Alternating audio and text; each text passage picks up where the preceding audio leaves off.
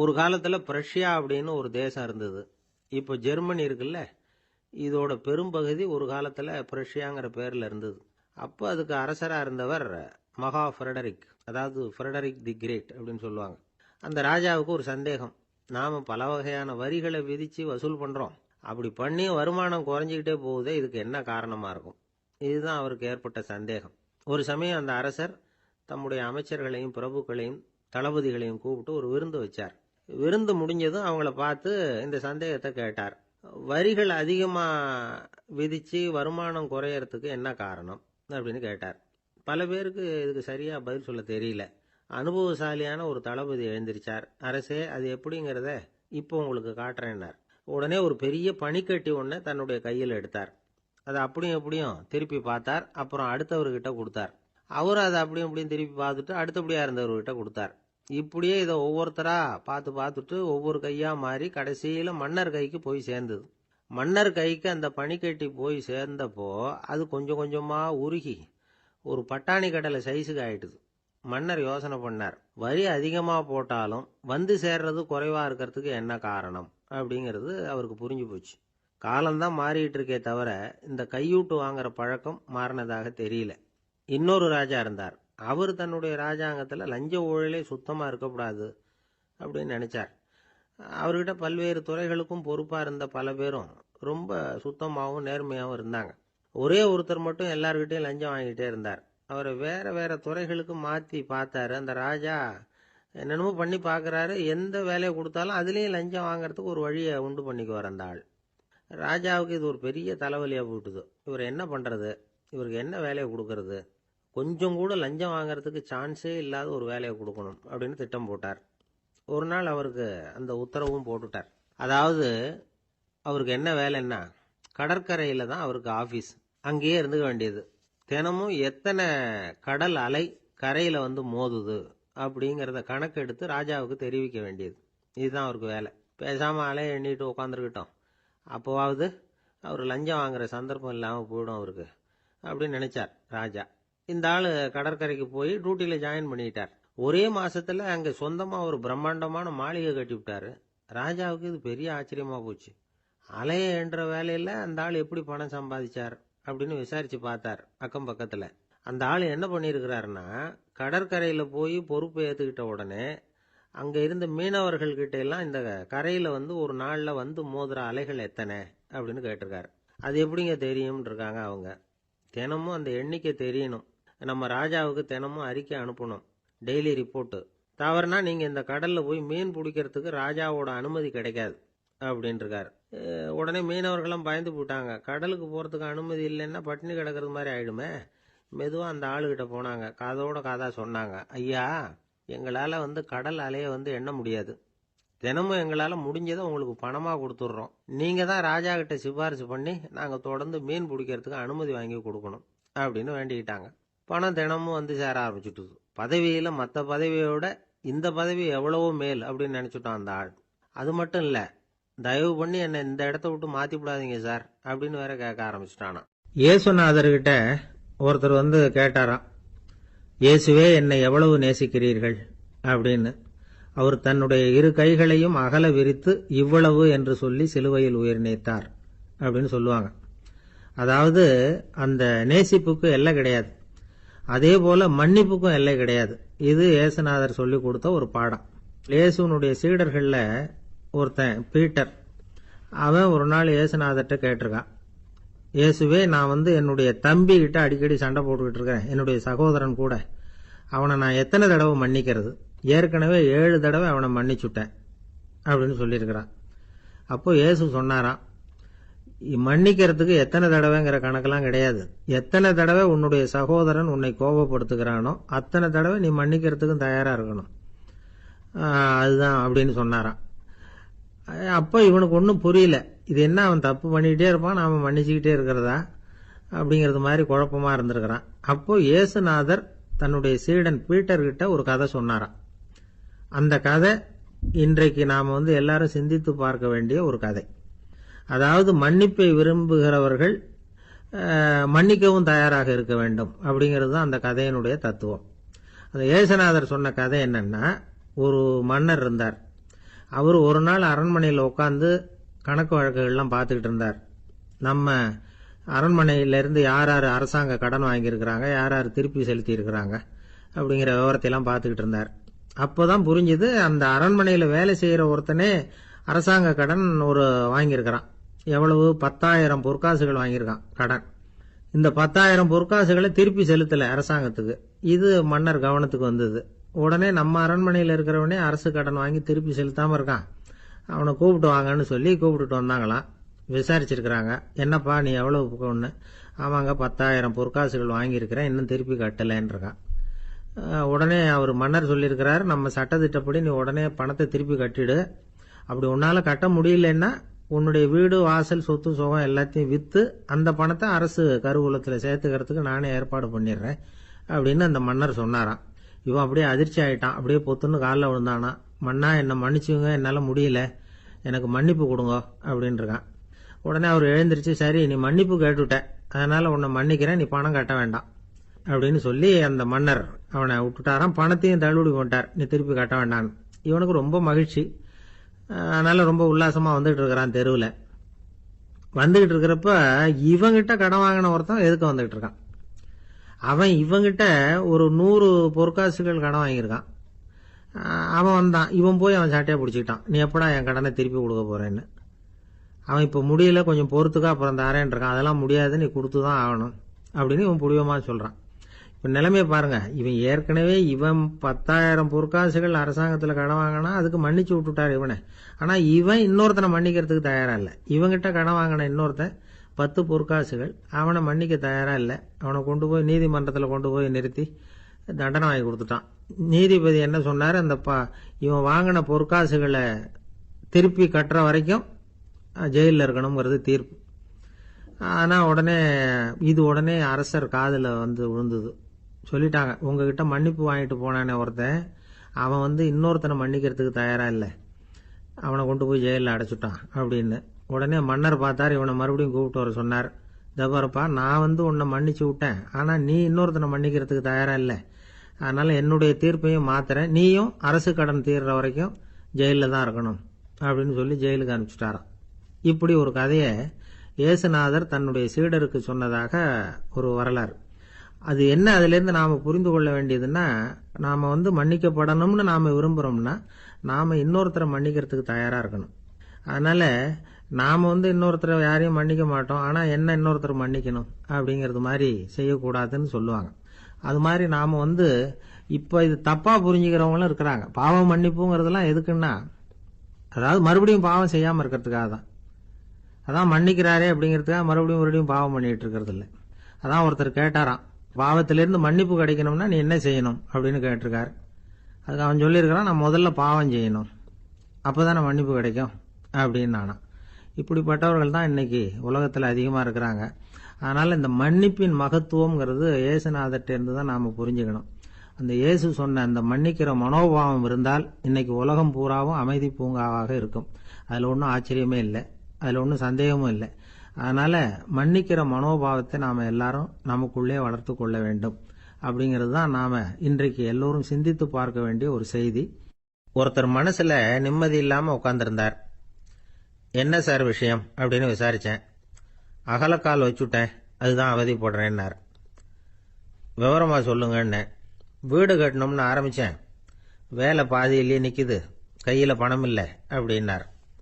இது மாதிரி ஆசாமிகள் பல பேரை நீங்கள் பார்த்துருக்கலாம். இவங்கெல்லாம் சுலபமாக மன அழுத்தத்துக்கு ஆளாயிடுறாங்க. மன உளைச்சல், அதாவது ஸ்ட்ரெஸ் அப்படின்னு சொல்கிறோமே, அதுக்கு அடிப்படையான சில காரணங்கள் உண்டு. அதாவது மிகையாக திட்டமிடுதல் அப்படிங்கிறதும் ஒரு முக்கியமான காரணம். நடைமுறை சாத்தியம் என்னங்கிறத மனசில் வச்சுக்கிட்டு எந்த திட்டத்தையும் தீட்டணும், அப்போ தான் அது சரியாக வரும். ரெண்டாவது காரணம் என்ன தெரியுமா, ஒரே நேரத்தில் பல்வேறு செயல்களில் ஈடுபடுறது. தொலைபேசியில் பேசிக்கிட்டே கையில் இருக்கிற கடிதத்தை படிச்சுக்கிட்டே எதிரில் உட்காந்துக்கிட்டு இருக்கிறவருக்கும் அப்பப்போ பதில் சொல்லிக்கிட்டு மனசில் பல்வேறு சிந்தனைகளை அப்படியே ஓட விட்டுக்கிட்டு இருக்கிறது, இதுவும் மன அழுத்தத்தை உண்டாக்குது. மூணாவது காரணம், எதிலேயும் வெற்றி மட்டும் எதிர்பார்க்குற ஒருதலைப்பட்சமான ஆர்வம். நாம் தொட்டதெல்லாம் வெற்றியாகவே முடியணும் அப்படின்னு எதிர்பார்க்குறவங்க ஏதாவது ஒன்றில் தோல்வியை கண்டா தோண்டு போயிடுறாங்க. எப்படியும் முடியலாம்ங்கிற எண்ணம் ஏற்கனவே நமக்குள்ளே இருந்துட்டுதுன்னா அந்த அவஸ்தை வராது. அதனால் அதுவும் நம்ம வளர்த்து கொள்ள வேண்டிய ஒரு குணம். மன உளைச்சல் ஏற்படுறதுக்கு இன்னொரு காரணம் எதையும் வேகமாக செஞ்சுடணும் அப்படிங்கிற துடிப்பு. அந்த துடிப்பே மனசை அழுத்த ஆரம்பிச்சிடும். எந்த ஒரு காரியத்திலையும் தாமதமோ இடையூறோ ஏற்பட்டால் அதை பொறுத்துக்கிற மனப்போக்கம் வேணும். அது இல்லாதவங்க அழுத்தத்துக்கு ஆளாயிடுறாங்க. சில பேர் வேலைன்னு எந்த நேரம் பார்த்தாலும் வேலையே கதின்னு கிடப்பாங்க.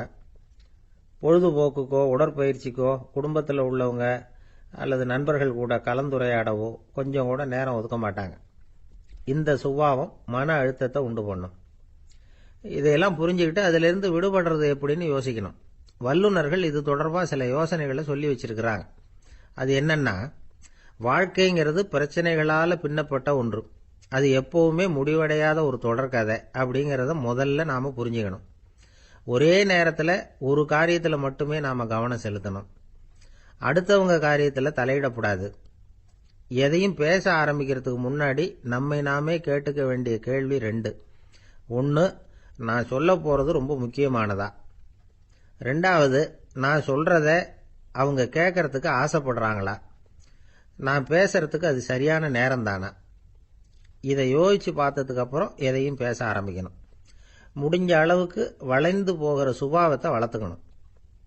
நம்ம நேரம் விலை மதிப்பு இல்லாதது. அதை வீணாக்கக்கூடாது.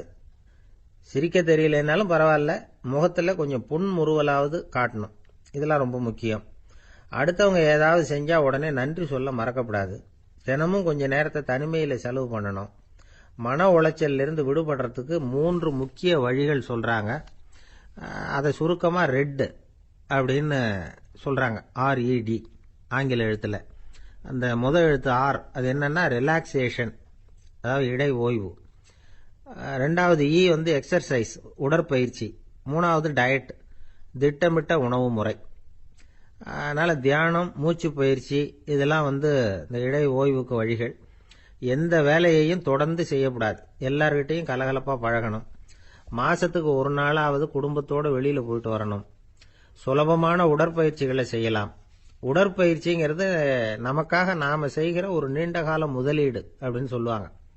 அதாவது லாங் டேர்ம் இன்வெஸ்ட்மெண்ட்டாக. அளவோடு சாப்பிட்ணும், மெதுவாக சாப்பிட்ணும்.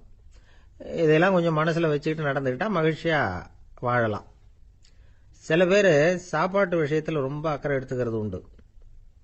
ஒரு குண்டு ஆசாமி சாப்பிட உக்காந்தார். முதல்ல ஒரு மாத்திரை சாப்பிட்டார். எதுக்குன்னு கேட்டோம். பசி எடுக்கிறதுக்குன்னார். சாப்பிட்டு முடிச்சார். பிறகு மறுபடியும் ஒரு மாத்திரை சாப்பிட்டார். இது எதுக்குன்னு கேட்டோம். சாப்பிட்டது ஜீரணமாகறதுக்கு அப்படின்னார். இப்போ மேலே எனக்கு அளவு கடந்த அன்பு அப்படின்னு யாராவது சொன்னால் அதை அலட்சியமாக நினச்சிடக்கூடாது. அது கொஞ்சம் சீரியஸான விஷயம். அளவுக்கு மிஞ்சினா எதுவுமே இடைஞ்சல் தானே. அன்பும் அப்படிதான். அன்பு அதிகமாக இருந்தால் அது எப்படி கெடுதல் பண்ணும் அப்படிங்கிற சந்தேகம் உங்களுக்கு வரலாம். தசரதன் கதை என்னாச்சு? கைகேயி மேலே வச்ச அளவு கடந்த அன்பு ராமன் காட்டுக்கு போறாப்புல ஆயிட்டுதுல்ல. தசரதன் எப்பேற்பட்ட அரசன். விஸ்வாமித்திரர் சொல்றார், என்ன மாதிரி முனிவர்களுக்கும் தேவர்களுக்கும் ஏதாவது கஷ்டம் வந்தா முதல்ல முருகன் கிட்ட போவோம், அப்புறம் பரமசிவனை போய் பார்ப்போம், அதுக்கப்புறம் திருமால் கிட்ட போவோம், அப்புறம் பிரம்மன் இந்திரன் இவங்களையெல்லாம் போய் பார்ப்போம். இவங்களாலையெல்லாம் முடியலன்னா கடைசியில் அயோத்திக்கு வருவோங்கிறார். உன்னை விட்டா வேற கதி உண்டோ அப்படின்னு தசரதனை பார்த்து விஸ்வாமித்திரரே சொல்றார். அப்பேற்பட்ட அரசன் தசரதன் கைகேயி காலில் விழறான். உன் பாதங்களை தொட்டு கெஞ்சி கேட்டுக்கிறேன், ராமனை காட்டுக்கு அனுப்பாதேங்கிறான். தசரதனுடைய இந்த நிலைமைக்கு என்ன காரணம்? அவன் கைகேயி மேலே வச்ச அளவு கடந்த அன்பு தான் காரணம். இப்போ சொல்லுங்க, அன்பா இருந்தாலும் அது அளவுக்கு மீறி போனால் கெடுதல் பண்ணுமா பண்ணாதா? அது மட்டும் இல்லை, அளவு கடந்த அன்பு நீதிக்கும் நியாயத்துக்கும் புறம்பான காரியங்களையும் செய்ய வச்சிரும். தசரதன் மிகச்சிறந்த நீதிமான், தர்மத்துக்கு விரோதமாக ஒரு காரியமும் செய்யாதவன். அப்பேற்பட்டவன் தன்னுடைய மனைவியை பார்த்து என்ன சொல்றான் தெரியுமா? உனக்காக நான் என்ன செய்யணும்னு சொல்லு, செய்கிறேன். ஒரு குற்றமும் செய்யாத ஒருத்தனை கொல்லணுமா, கொல்றேன். மரண தண்டனை விதிக்கப்பட்ட ஒருத்தனை விடுதலை செய்ய சொல்றியா, செய்கிறேன். எந்த பிச்சைக்காரனையாவது கோடீஸ்வரனாக சொல்றியா, ஆக்குறேன். அல்லது கோடீஸ்வரனை பிச்சைக்காரன் ஆக்கணுமா, ஆக்குறேன் அப்படிங்கிறான். நீதிக்கு விரோதமான இந்த பாவங்களை செய்யறதுக்கு அப்பேற்பட்ட அரசன் எப்படி துணிஞ்சான்? மனைவி பேரில் வச்ச அளவு கடந்த அன்பு தான் காரணம். திரிசூலம், வஜ்ராயுதம், வாள் இதுகளால் தாக்கப்பட்டா கூட அதையெல்லாம் கொஞ்சம் கூட லட்சியம் பண்ணாத ஒருத்தன் காமதேவனுடைய மலர் அம்புகள் தாக்குனா அதை அவனால் தாக்கு பிடிக்க முடியல, விழுந்துடுறான். காமதேவனுக்குள்ள மகிமையே அதுதாங்கிறார் துளசிதாசர். அதனால தான் பெரியவங்கள்லாம் என்ன சொல்கிறாங்கன்னா, எதையும் அளவுக்கு மீறி செய்யாதேங்கிறாங்க. அப்பா, அம்மா, மனைவி, மக்கள் எல்லார் பேர்லேயும் அன்பு அவசியம்தான். ஆனால் அந்த அன்பு அறிவுக்கு புறம்பாக இருக்கக்கூடாது, அளவுக்கு மீறி இருக்கக்கூடாது. அப்போ தான் வாழ்க்கை சுகமாக இருக்கும். இல்லைன்னா அவஸ்தை தான். அளவுக்கு மீறின அன்புங்கிறது புரியுது, அது சரி. அறிவுக்கு புறம்பான அன்புங்கிறது எப்படி? ஒரு தாய்க்கு ஜலதோஷம் அல்லது ஏதோ ஒரு தொற்று நோயின்னு வச்சுங்களேன். அந்த அம்மாவுக்கு தன்னுடைய குழந்தை பேரில் அளவு கடந்த அன்பு. தனக்கு நோய் இருக்குது, அது அடுத்தவங்களுக்கு தொற்றக்கூடியது அப்படின்னு தெரிஞ்சிருந்தோம் அன்பை காட்டுறதுக்காக அந்த குழந்தைக்கு முத்தம் கொடுக்குறேன்னு தூக்கி வச்சுக்கிட்டு கொஞ்சம் ஆரம்பிச்சதுன்னு வச்சுக்கோங்க, அது நல்லா இருக்குமா? இதுதான் அறிவுக்கு புறம்பான அன்புங்கிறது. அது மாதிரி விலங்குகள்கிட்ட அன்பாயிருன்னு சொல்கிறோம். அதுக்காக புலிக்கு முத்தம் கொடுக்க முடியுமா? அப்படி கொடுத்தா அது அறிவுக்கு புறம்பான அன்பு. அதனால் அன்பு கூட அறிவுபூர்வமாக இருக்கணும் அப்படிங்கிறத இன்றைக்கி தகவல் மூலமாக நாம் புரிஞ்சுக்கணும். இந்த காலத்து காதலன் தன்னுடைய காதலிகிட்ட சொன்னானாம், இதை பாரு, உன் பேரில் எனக்கு அளவு கடந்த அன்பு, உனக்காக என்ன செய்யணும் சொல்லு, செய்கிறேன். நெருப்பில் நடக்கணுமா நடக்கிறேன், நீரில் குதிக்கணுமா குதிக்கிறேன், உயிரையே கொடுக்கணுமா கொடுக்குறேன் அப்படின்னா. சரி, வர்ற ஞாயிற்றுக்கிழமை சாயந்தரம் 6 மணிக்கு இதே இடத்துக்கு வாங்க அப்படின்னுது அந்த பொண்ணு. இவன் கொஞ்சம் யோசனை பண்ணி பார்த்துட்டு, அன்னைக்கு மழை பெய்யாமல் இருந்தால் வந்துடுறேன் அப்படின்னானா. ஒரு பள்ளிக்கூடம் வகுப்பு நடந்துக்கிட்டு இருக்கு. ஆசிரியர் பாடம் நடத்திக்கிட்டு இருக்கிறார். நடத்தி முடிச்ச உடனே கேட்டார், மாணவர்களே, இதுவரைக்கும் நான் நடத்தின பாடத்தில் உங்களுக்கு ஏதாவது சந்தேகம் இருக்கா அப்படின்னு கேட்டார். அப்புறம் ஒவ்வொருத்தராக கேட்டார். ஒரு மாணவன் எழுந்திருச்சான். சார், எனக்கு சந்தேகம் எதுவுமே இல்லைன்னா. ஏன்னு கேட்டார். ஏன்னா எனக்கு நீங்கள் நடத்தின பாடம் தெளிவாக புரிஞ்சுட்டுது, அதனால சந்தேகம் வரலன்னா. இன்னொரு மாணவன் எழுந்திருச்சான். சார், எனக்கும் சந்தேகம் எதுவும் இல்லைன்னா. ஏண்டான்னு கேட்டார். ஏன்னா எனக்கு நீங்கள் நடத்தின பாடம் எதுவுமே புரியல, அதனால சந்தேகம் வரல அப்படின்னா. இந்த இடத்துல நாம் கொஞ்சம் சிந்திச்சு பார்க்கணும். இந்த உலகத்தில் எல்லாம் புரிஞ்ச ஒருத்தனுக்கும் சந்தேகம் வராது, எதுவுமே புரியாத ஒருத்தனுக்கும் சந்தேகம் வராது. அறகுறையாக புரிஞ்சுக்கிட்டவன் இருக்கான் பாருங்க, அவனுக்கு தான் அடிக்கடி சந்தேகம் வரும். ஆக மாணவர்களை இந்த 3 வகையாக பிரிக்கலாம். அதே மாதிரி தான் மனிதர்களையும் 3 வகையாக பிரிக்கிறாங்க ஆன்மீகவாதிகள். ஒரு ஆன்மீக பெரியவர் என்ன சொல்றார் தெரியுமா? இந்த உலகத்தில் 3 வகையான மனிதர்கள் இருக்கிறாங்களாம். முதல் வகை எப்படி தெரியுமா? இவங்களுக்கு எதையும் தெரிஞ்சுக்கணுங்கிற அவசியமே கிடையாது. ஏன்னா அவங்களுக்கு எல்லாமும் தெரியும்.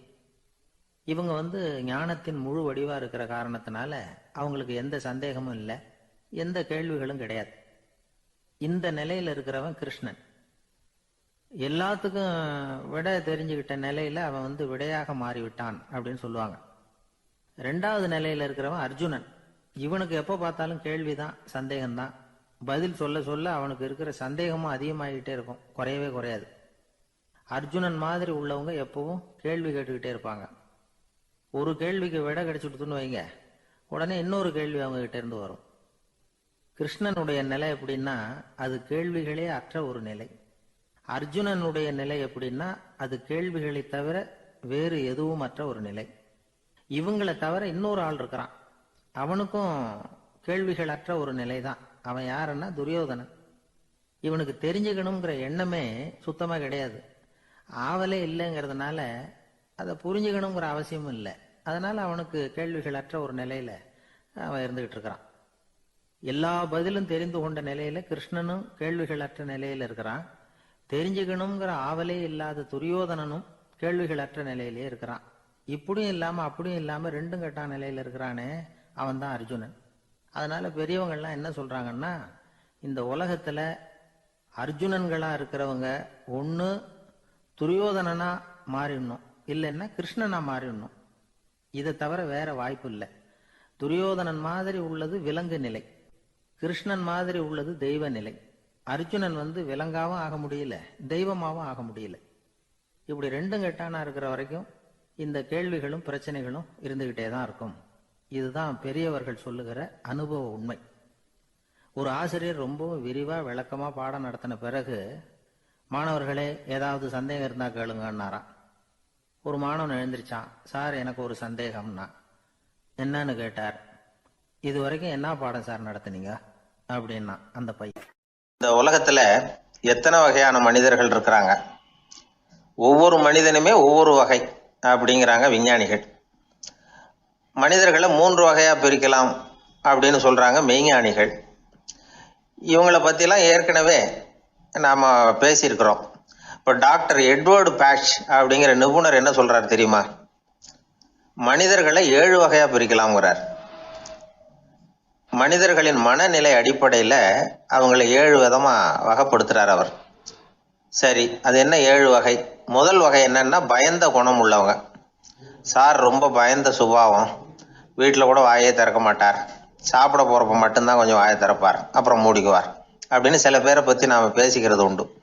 இவங்கெல்லாம் இந்த வகை, அதாவது பயந்த குணம் உள்ளவர்கள் அப்படிங்கிற முதல் வகை. சரி, 2வது வகை என்னன்னா சஞ்சலப்படுகிறவர்கள், எதுக்கு எடுத்தாலும் கலக்கம், குழப்பம், இப்படியே காலம் தள்ளிட்டு இருப்பாங்க. பல பேர் பார்த்துருப்பீங்க. அவங்கெல்லாம் இந்த வகை. 3வது வகை என்னன்னா யதார்த்த உலகை மறந்து கற்பனை உலகத்திலேயே மிதக்கிறவங்க.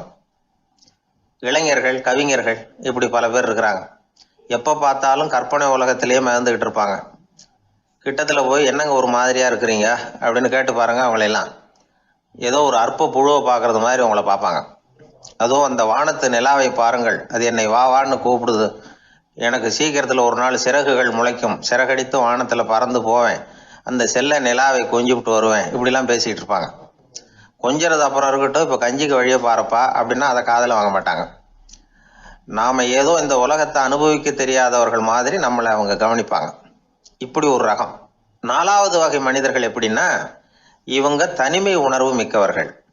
இவங்க மற்றவங்களோட இயல்பா நெருங்கி பழகிறதில்ல, தான் உண்டு தன்னுடைய வேலை உண்டுன்னு இருந்துட்டு போறவங்க.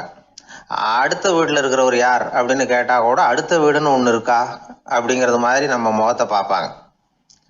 அவங்க கிட்ட மேற்கொண்டு நாம என்னத்தை பேச முடியும்? இப்படி ஒரு வகை. 5வது வகை மனிதர்கள் எப்படின்னா, இவங்க மற்றவங்க செல்வாக்குக்கு உட்பட மறுப்பவர்கள். அடுத்தவங்களோட செல்வாக்குக்கு இவங்க ஆட்படுறதில்ல.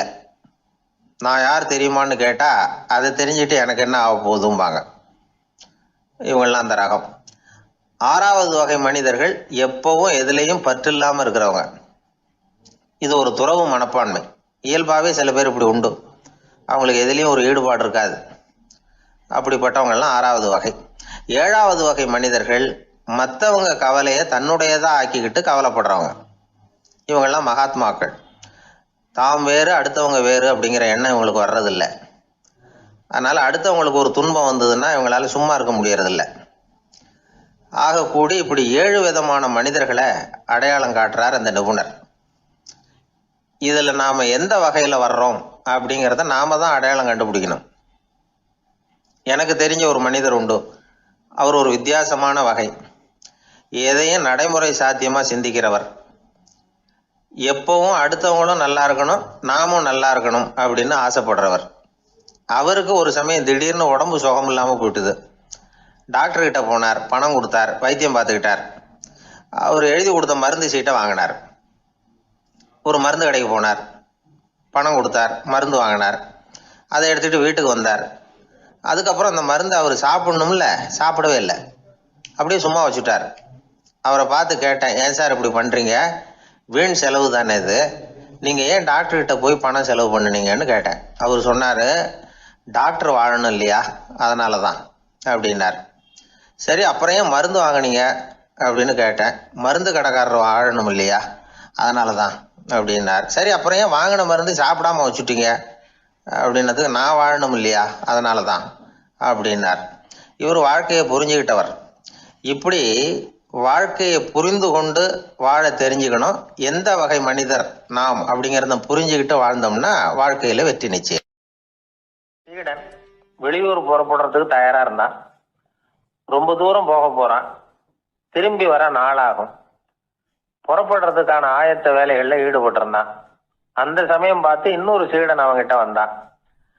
நம்ம குரு உன்னை அழைச்சிட்டு வர சொன்னார், வா அப்படின்னு கூப்பிட்டான்.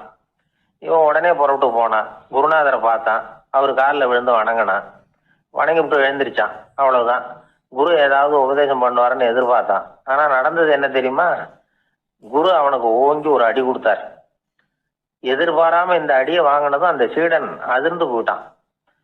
பக்கத்துல இருந்த மற்ற சீடர்களும் திகைச்சு போய் நின்னுட்டாங்க. அடி வாங்கின சீடனுக்கு மனசுக்குள்ள குழப்பம். நாம என்ன தப்பு பண்ணணும், புறப்படுற நேரத்துல இப்படி குரு கிட்ட அடி வாங்குற மாதிரி ஆயிட்டுதே அப்படின்னு நினைச்சு மனசுக்குள்ள ரொம்ப வேதனைப்பட்டான். கொஞ்சம் துணிச்சலை வரவழைச்சுக்கிட்டு குருநாதர்கிட்டயே கேட்டுட்டான், சுவாமி நான் என்ன தப்பு பண்ணினேன், என்ன இப்படி அடிச்சுட்டீங்களே, ஒரு வார்த்தை கூட உங்களை எதிர்த்து நான் பேசினது இல்லையே, இவ்வளவு காலமா உங்க விருப்பத்துக்கு விரோதமா ஒரு காரியம் கூட நான் செஞ்சது இல்லையே, வந்ததும் வராததுமா ஒண்ணுமே சொல்லாம என்ன அடிச்சுட்டீங்களே, குருவே நான் செஞ்ச குற்றம் தான் என்ன அப்படின்னு கண்ணீரோட பரிதாபமா கேட்டானா அந்த சீடன். ஆனா அந்த குரு முகத்துல கொஞ்சம் கூட கோபம் இல்லை.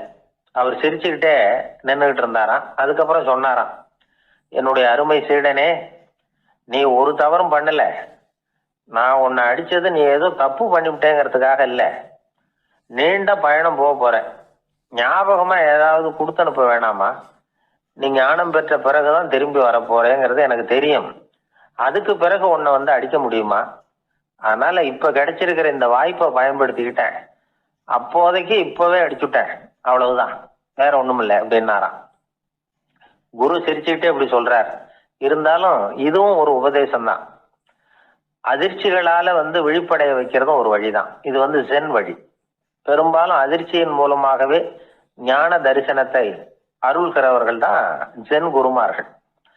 நம்ம தியானம் தான் ஜென். இந்தியாவில இருந்து இது சீனாவுக்கு போய் கொஞ்சம் பேர் மாறி வளம் பெற்று ஜப்பான்ல ஜென் ஆகி வளர்ந்துருக்குது, அவ்வளவுதான். ஜென்கிறது தியானம். எதை நினைச்சும் தியானிக்கிறது இல்ல, எல்லாத்துலயும் தியானம் இருக்கிறதா சொல்லுது ஜென். பேசுறது, இருக்கிறது, நடக்கிறது, சாப்பிடுறது, சிரிக்கிறது, தூங்குறது, தொழில் செய்யறது அல்லது சும்மா இருக்கிறது எல்லாமே தியானம் தான். ஜென்கிறது ஒரு சுய தரிசனம், தன்னைத்தானே அடையாளம் கண்டுகொள்கிறது தான் அது. இல்லாத எதையும் தேடி கண்டுபிடிக்கிறது இல்லை. சென் மார்க்கத்தை பத்தி ஓஷோ என்ன சொல்றாரு தெரியுமா? காணாமல் போன தன்னுடைய மூக்கு கண்ணாடி தன்னுடைய மூக்கின் மேல் இருப்பதை கண்டுகொள்வது போன்றது சென் அப்படிங்கிறார். நம்மால் ஒருத்தர் இன்னொருத்தர் முகத்தை ரொம்ப நேரமா உத்து பார்த்துக்கிட்டு இருந்தார். என்ன பாக்குறீங்கன்னாரு அவரு. நீங்க போட்டிருக்கீங்களே மூக்கு கண்ணாடி, அதை தான் பாக்குறேன்னாரு இவரு. நீங்க அப்படி பாக்குறதுக்கு விசேஷ காரணம் ஏதாவது உண்டான்னு கேட்டார் இவர். உண்டுன்னார். என்னன்னு கேட்டார்.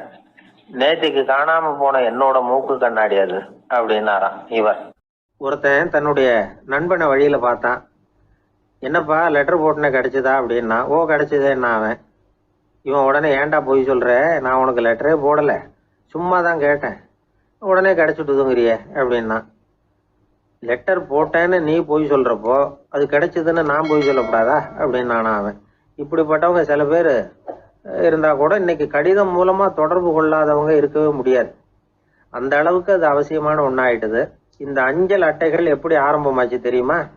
ஆஸ்திரியா நாட்டுல ஒரு பேராசிரியர் இருந்தார். அவர் பேர் இம்மானுவேல் ஹெர்மன். அவர் ஒரு நாள் ஒரு பத்திரிகையில கட்டுரை எழுதினாராம். இது நடந்தது 1869. அவர் எழுதின கட்டுரையில மக்கள் அதிகம் செலவு இல்லாம ஒருத்தருக்கு ஒருத்தர் தகவல் பரிமாறிக்கிறது எப்படி அப்படிங்கிறத பத்தி எழுதியிருந்தார். அதுக்கு சில யோசனைகளை அவரே எழுதியிருந்தாராம். எப்படின்னா, அந்த கட்டுரையை எல்லாரும் படிச்சு பார்த்துருக்குறாங்க, அவர் சொன்ன யோசனைகள் என்னன்னு. அது வந்து அரசாங்கத்தின் கவனத்துக்கு அது போச்சான். ஆகா, இது அவர் சொல்ற யோசனை நல்லா இருக்கும் போல் இருக்கு அப்படின்னு அவங்களே நினைச்சிருக்கிறாங்க. அவ்வளவுதான். உடனே அந்த யோசனையை நடைமுறைக்கு கொண்டுட்டு வந்தாங்களாம். பேராசிரியர் இம்மானுவேல் ஹெர்மனின் யோசனைப்படி அச்சடிச்ச அரசு முத்திரையோட அரசாங்கம் அஞ்சல் அட்டைகளை வெளியிட ஆரம்பிச்சுதான். 1869 அக்டோபர் 7 இது நடந்திருக்கு. உலகின் முதல் அஞ்சல் அட்டை வெளிவந்த நாள் அது. அப்பதான் அதுக்கு பேர் என்ன தெரியுமா? அதாவது கரஸ்பாண்டிங் கார்டு அப்படின்னு பேராது. அதுக்கப்புறம் என்ன ஆச்சுன்னா, உடனடியாக அமெரிக்காவிலேயே இது மாதிரியான கார்டுகளை வெளியிட ஆரம்பிச்சுட்டாங்க. அங்கே இதுக்கு என்ன பேர் தெரியுமா? Postal card. அதுக்கப்புறம் 1870 இங்கிலாந்துலேயும் இதை வெளியிட்டாங்களாம். அதை வெளியிட்ட முதல் நாள் அன்னைக்கு என்ன நடந்தது தெரியுமா? மக்கள்லாம் ஏதோ நியாய விலை கடையில் நிற்கிறது மாதிரி பெரிய பெரிய கியூ வரிசையில் நின்று இதை வாங்கினாங்களாம். நம்ம நாட்டில் முதல் அஞ்சலகம் 1927 கல்கத்தாவில் ஆரம்பமாயிருக்கு. இன்னைக்கும் அஞ்சலகம் இல்லாத இடமே இல்லை. அந்த அளவுக்கு அஞ்சல் போக்குவரத்து அதிகமாக இருக்குது. அன்னைக்கு உள்நாட்டில் ஒருத்தருக்கு ஒருத்தர் தகவல் பரிமாற்றம் செய்து கொள்ள மலிவான ஒரு அஞ்சல் அட்டையை அரசாங்கம் வெளியிடலாம் அப்படின்னு பேராசிரியர் எழுதின கட்டுரை இன்னைக்கு எந்த அளவுக்கு ஆகியிருக்கு பார்த்தீங்களா? ஒருத்தன் ஒரு தபால் பெட்டிக்கு பக்கத்தில் தலையை வச்சுக்கிட்டு அவன் பாட்டுக்கு நின்றுட்டு இருந்திருக்கான். அங்கே இருந்து இன்னொருத்தன் கேட்டிருக்கான், என்ன ஆச்சுன்னு. கொஞ்ச நேரத்துக்கு முன்னாடி இந்த தபால் பெட்டியில் ஒரு கார்டு எழுதி போட்டேன், விவரமெல்லாம் நல்லா தான் எழுதியிருக்கிறேன், ஆனால் அட்ரஸ் எழுத மறந்துட்டேன் அப்படின்னு நானா. உடனே அவன், அதுக்காக கவலைப்படாத, நான் போட்ட கார்டில் அட்ரஸ் எல்லாம் பின்கோடு உள்பட கரெக்டாக எழுதியிருக்கேன், ஆனால் விவரம் எழுத மறந்துட்டேன் நானா. கவலைப்படாத, கொஞ்ச நேரத்தில் தபால்காரர் வருவார், பெட்டியை திறந்ததும் நம்ம லெட்டரை கேட்டு வாங்கிக்கலாம்னா ஒருத்தன். கொஞ்ச நேரத்துக்கு முன்னாடி அவர் வந்தார், கேட்டேன், அதுக்கப்புறம் தான் மனசுக்கு ரொம்ப கஷ்டமாக போச்சு நானா. இவன் ஏண்டான்னு கேட்டிருக்கான். அவன், இது தபால் புட்டு இல்லையா. ஒரு ஊர்ல ஒரு மன்னர் இருந்தார். ஒரு நாள் அவருடைய அரசவைக்கு ஒரு ஓவியன் வந்தான். அவன் சீனா தேசத்திலிருந்து வந்தவன், தாவோ சிந்தனையாளன். அவன் அங்க வந்து மன்னர் முன்னாடி நிக்கிறான். யாரும் செய்ய முடியாத ஒரு காரியத்தை என்னால செய்ய முடியும்னா. இவன் இப்படி சொன்னதை கேட்டதும் ஏற்கனவே அங்க இருந்த அரசவை ஓவியன் ஒருத்தனுக்கு கோபம் வந்துட்டுது. இதோ பாரு, இப்படிலாம் பேசக்கூடாது, நான் வேணும்னா உன்னுடைய சவாலை ஏத்துக்கிறேன் அப்படின்னா. நாம 2 பேரும் ஓவியம் தீட்டுவோம், அதை பார்த்துட்டு நம்ம 2 பேர்ல யாரு சிறந்த ஓவியன் அப்படிங்கிறத மன்னரே தீர்மானம் செய்யட்டும், என்ன சொல்ற அப்படின்னு கேட்டான் அவன். அவனும் சரின்னு ஒத்துக்கிட்டான். போட்டி ஆரம்பமாச்சு.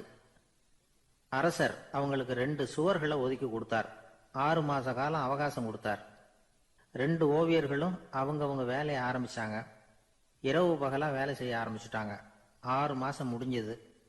அரசர் வந்து பார்த்தார். முதல்ல தன்னுடைய அரசவை ஓவியர் தீட்டி இருந்த ஓவியத்தை பார்த்தார். ரொம்ப பிரமாதமா இருந்தது, பாராட்டினார். இதோ பாரு, உன்னுடைய ஓவியம் அற்புதமா இருக்கு, உயிரோட்டம் உள்ளதா இருக்குது, கலையின் உச்சமே இதுதான், இதை விட சிறந்த ஒரு ஓவியத்தை வேற யாராலையும் படைக்க முடியாது அப்படின்னார். அதுக்கப்புறம் அந்த சீன ஓவியன் கிட்ட போனார். எங்க உன்னுடைய ஓவியம்னு கேட்டார். திரைச்சீலையை விலக்கி விட்டு பாருங்கன்னா. மன்னர் வந்து அந்த திரைச்சீலையை விளக்குனார். உள்ள வந்து ஓவியம் இருக்க வேண்டிய இடம் கண்ணாடி மாதிரி தெரிஞ்சுது. அவன் அந்த 6 மாச காலமா அந்த சுவரை வந்து தேய்ச்சி தேய்ச்சி கண்ணாடி மாதிரி ஆக்கி வச்சிருக்கிறான். அதுக்கு நேரா எதிர் சுவரில் அரசவை ஓவியம் தீட்டின ஓவியம் இருக்கு. அது எதிரில் இருந்த இந்த கண்ணாடியில பட்டு பிரதிபலிக்குது. மன்னர் யோசனை பண்ண ஆரம்பிச்சார்.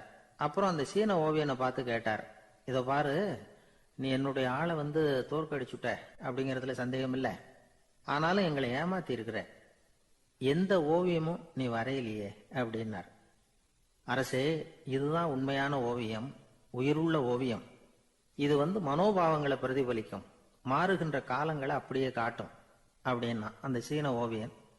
கையால வரைகிற ஓவியங்கள்ல சலனம் இல்லை, கண்ணாடி அப்படி கிடையாது, சக்தியின் ஓட்டம் அதுல எப்பவும் இருந்துகிட்டே இருக்கும், கண்ணாடி மட்டுமே ஜீவனுள்ள ஓவியமா இருக்க முடியுங்கிறத அந்த சீன ஓவியன் தெரிஞ்சு வச்சிருந்தான். ஏன்னா அவன் ஒரு தாவோ சிந்தனையாளன். ஒவ்வொரு குழந்தையும் இந்த கண்ணாடியோட தான் பிறக்குது. ஆனா நாம என்ன செய்யறோம்னா ஓவியங்களை கண்ணாடி மீது பதிப்பிச்சு விடுறோம். கண்ணாடி நம்மளை பிரதிபலிக்குது.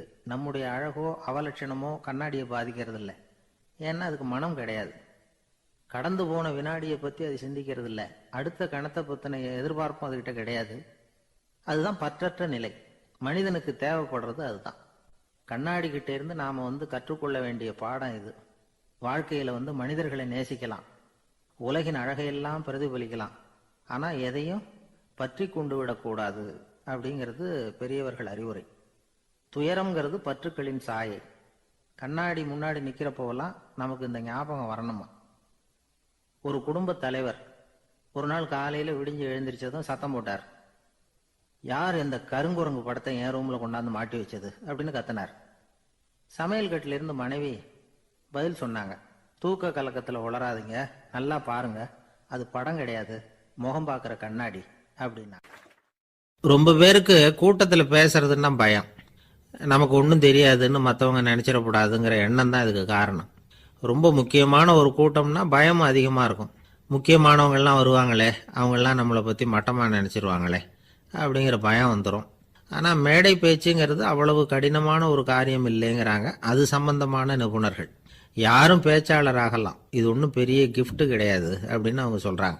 நீங்கள் ஒரு சிறந்த பேச்சாளர் ஆகணுமா அப்படின்னா அதுக்குன்னு சில ஆலோசனைகளை சொல்லி வச்சிருக்கிறாங்க அனுபவசாலிகள். முதல் ஆலோசனை என்னன்னா, உங்கள் பேச்சு வந்து எளிமையாக இருக்கணும். ஏதாவது ஒரு கருத்து அல்லது 2 கருத்து சொன்னால் போதும். 20 அல்லது 30 கருத்துக்களை சொல்லிகிட்டே போகக்கூடாது. 2வது ஆலோசனை, நீங்கள் என்ன பேச போகிறீங்கிறது முதல்ல உங்களுக்கு நல்லா புரியணும். அதுக்கப்புறம் தான் அதை அடுத்தவங்களுக்கு புரிய வைக்க முடியும். எப்படி ஆரம்பிக்க போகிறோம், எந்த கருத்தை முக்கியமாக வலியுறுத்த போகிறோம், எப்படி முடிக்க போகிறோம் அப்படிங்கிறத முதல்ல நல்லா சிந்திச்சு மனசில் வச்சுக்கணும். கடைசியாக என்ன சொல்கிறீங்களோ அதுதான் கேட்குறவங்க மனசில் நிற்கும். 3வது ஆலோசனை என்னென்னா, உங்கள் பேச்சு சுருக்கமாக இருக்கணும். ஒரு 15 நிமிஷம் பேசுறது ரொம்ப பொருத்தம். மணிக்கணக்கில் பேசிக்கிட்டு இருக்கிறது நல்லதில்லை. 4வது ஆலோசனை, நீங்கள் பேசுறது உண்மையாக இருக்கணும். உங்களுக்கு உண்மையான அனுபவங்கள் இருக்கும், அதை சொல்லலாம். உங்களுடைய உண்மையான அனுபவங்களை மற்றவங்களோட பகிர்ந்துக்கணும், அதுதான் முக்கியம். 5வது ஆலோசனை, ஆரம்பத்தில் கொஞ்ச நேரம் உங்களை பற்றியும் எதிரில் உள்ளவங்களை பற்றியும் சம்பந்தப்படுத்தி ஏதாவது பேசி ஒரு நெருக்கத்தை ஏற்படுத்திக்கணும். ஒவ்வொருத்தரும் இப்போ இவர் பேச போகிறது நம்ம சம்மந்தப்பட்டது அப்படின்னு நினைக்க ஆரம்பிச்சிருவாங்கல்ல, அதுக்கப்புறம் அவங்க கேட்க தயாராகிட்டாங்கன்னு அர்த்தம். எதிரில் உட்காந்துருக்கிற கூட்டத்திலிருந்து 3 பேரை தேர்ந்தெடுங்க. அதாவது வலது பக்கம் ஒருத்தர், நடுவில் ஒருத்தர், இடது பக்கம் ஒருத்தர். அதாவது உங்களை ரொம்ப கனிவாகவும் ஆர்வமாகவும் பார்க்குறவராக பார்த்து தேர்ந்தெடுத்துங்க மனசுக்குள்ள. நீங்கள் பேசும்பொழுது என்ன பண்ணணும்னா, இவங்களை நேருக்கு நேராக மாறி மாறி பார்த்துக்கிட்டே பேசுனீங்கன்னா நீங்கள் ஏதோ ஒட்டுமொத்த கூட்டத்தையும் பார்த்து பேசுகிறதாக ஒரு உணர்வு அது ஏற்படுத்திவிடும். 6வது ஆலோசனை என்னென்னா, சொற்பொழிவுன்னா நீங்கள் பேசணும், படிக்கக்கூடாது. எழுதி படிக்கிறது நல்லா இருக்காது. குறிப்புகள் வேணும்னா வச்சுக்கலாம். படிக்கிறது பேப்பர்லேருந்து வர்றது மாதிரி இருக்கும், பேசுறது இதயத்திலேருந்து வர்றது மாதிரி இருக்கும். அப்புறம் 7வது ஆலோசனை சொல்கிறாங்க. அது என்னென்னா, மேடையில் ஏறி நின்ன உடனே இயல்பாக மூச்சை இழுத்து விட்டுங்க, இயல்பு நிலைக்கு வாங்க, அதுக்கப்புறம் இயல்பாக பேச ஆரம்பிக்கலாம் அப்படிங்கிறாங்க. இவ்வளவும் பேச்சு கலையில் வல்லுநர்களாக இருக்கிறவங்க சொல்லுகிற ஆலோசனைகள். இதையெல்லாம் கடைபிடிச்சா நமக்கும் அதுக்கும் வெகு தூரம்னு நினச்சிக்கிட்டு இருந்த ஒன்று இப்போ கிட்டத்தில் நெருங்கி வந்துடும். நாம் சொல்கிறபடியெல்லாம் அது கேட்கும். ஒரு பேச்சாளர், அவருக்கு சுருக்கமாகவே பேச தெரியாது. மேடையில் ஏற்றி விட்டுவிட்டா போதும், ஆரம்பிச்சிருவார், நிறுத்த மாட்டார், பேசிக்கிட்டே இருப்பார். ஒரு தடவை அவர் ஒரு கூட்டத்தில் ரொம்ப நேரம் பேசிக்கிட்டே இருக்கிறார். எதிரில் பொறுமை இழந்த ஒருத்தர் தன்னுடைய கை கடிகாரத்தை காட்டினார். அதை கவனித்த பேச்சாளர், மன்னிக்கணும், கை கடிகாரம் நான் கொண்டுகிட்டு வர மறந்துட்டேன், அதுதான் நேரம் போனதே தெரியல அப்படின்னு சொல்லியிருக்கிறார். இதுக்கு அவர் சொன்னாராம் கோபமாக, ஏய்யா கடிகாரத்தை தான் பார்க்க முடியல, மறந்துட்டேன், பக்கத்தில் மாட்டிருக்கிற கேலண்டரையாவது பார்க்கக்கூடாதா அப்படின்னாராம்.